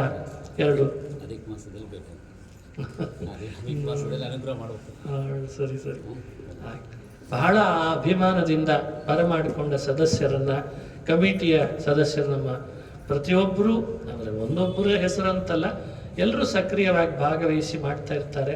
ಅವರೆಲ್ಲರನ್ನ ಈ ಸಂದರ್ಭದಲ್ಲಿ ಅಭಿನಂದಿಸ್ತೇನೆ. ನನ್ನ 2 ಮಾತನ್ನ ಅಸ್ಮದ್ ಗುರುವಂತರ್ಗತ ತತ್ವಾಭಿಮಾನಿ ದೇವತಾ ಪ್ರೇರೇಪಕ ಹನುಮದ್ ಭೀಮ ಮಧ್ವಾಂತರ್ಗತ ರಾಮಕೃಷ್ಣ ವೇದವ್ಯಾಸಾತ್ಮಕ ಬಿಂಬರೂಪಿ ಭಗವಂತನ ಪಾದಗಳಲ್ಲಿ ಅರ್ಪಿಸ್ತಾ ಇದ್ದೇನೆ. ಯತ್ ಕರೋಷಿ ಯದಶನಾಸಿ ಯಜ್ಜುಹೋಸಿ ದದಾಸಿ ಯತ್ ತಪಸ್ಯಸಿ ಕೌಂತೆಯ ತತ್ಕುರುಷ್ವ ಮದರ್ಪಣಂ.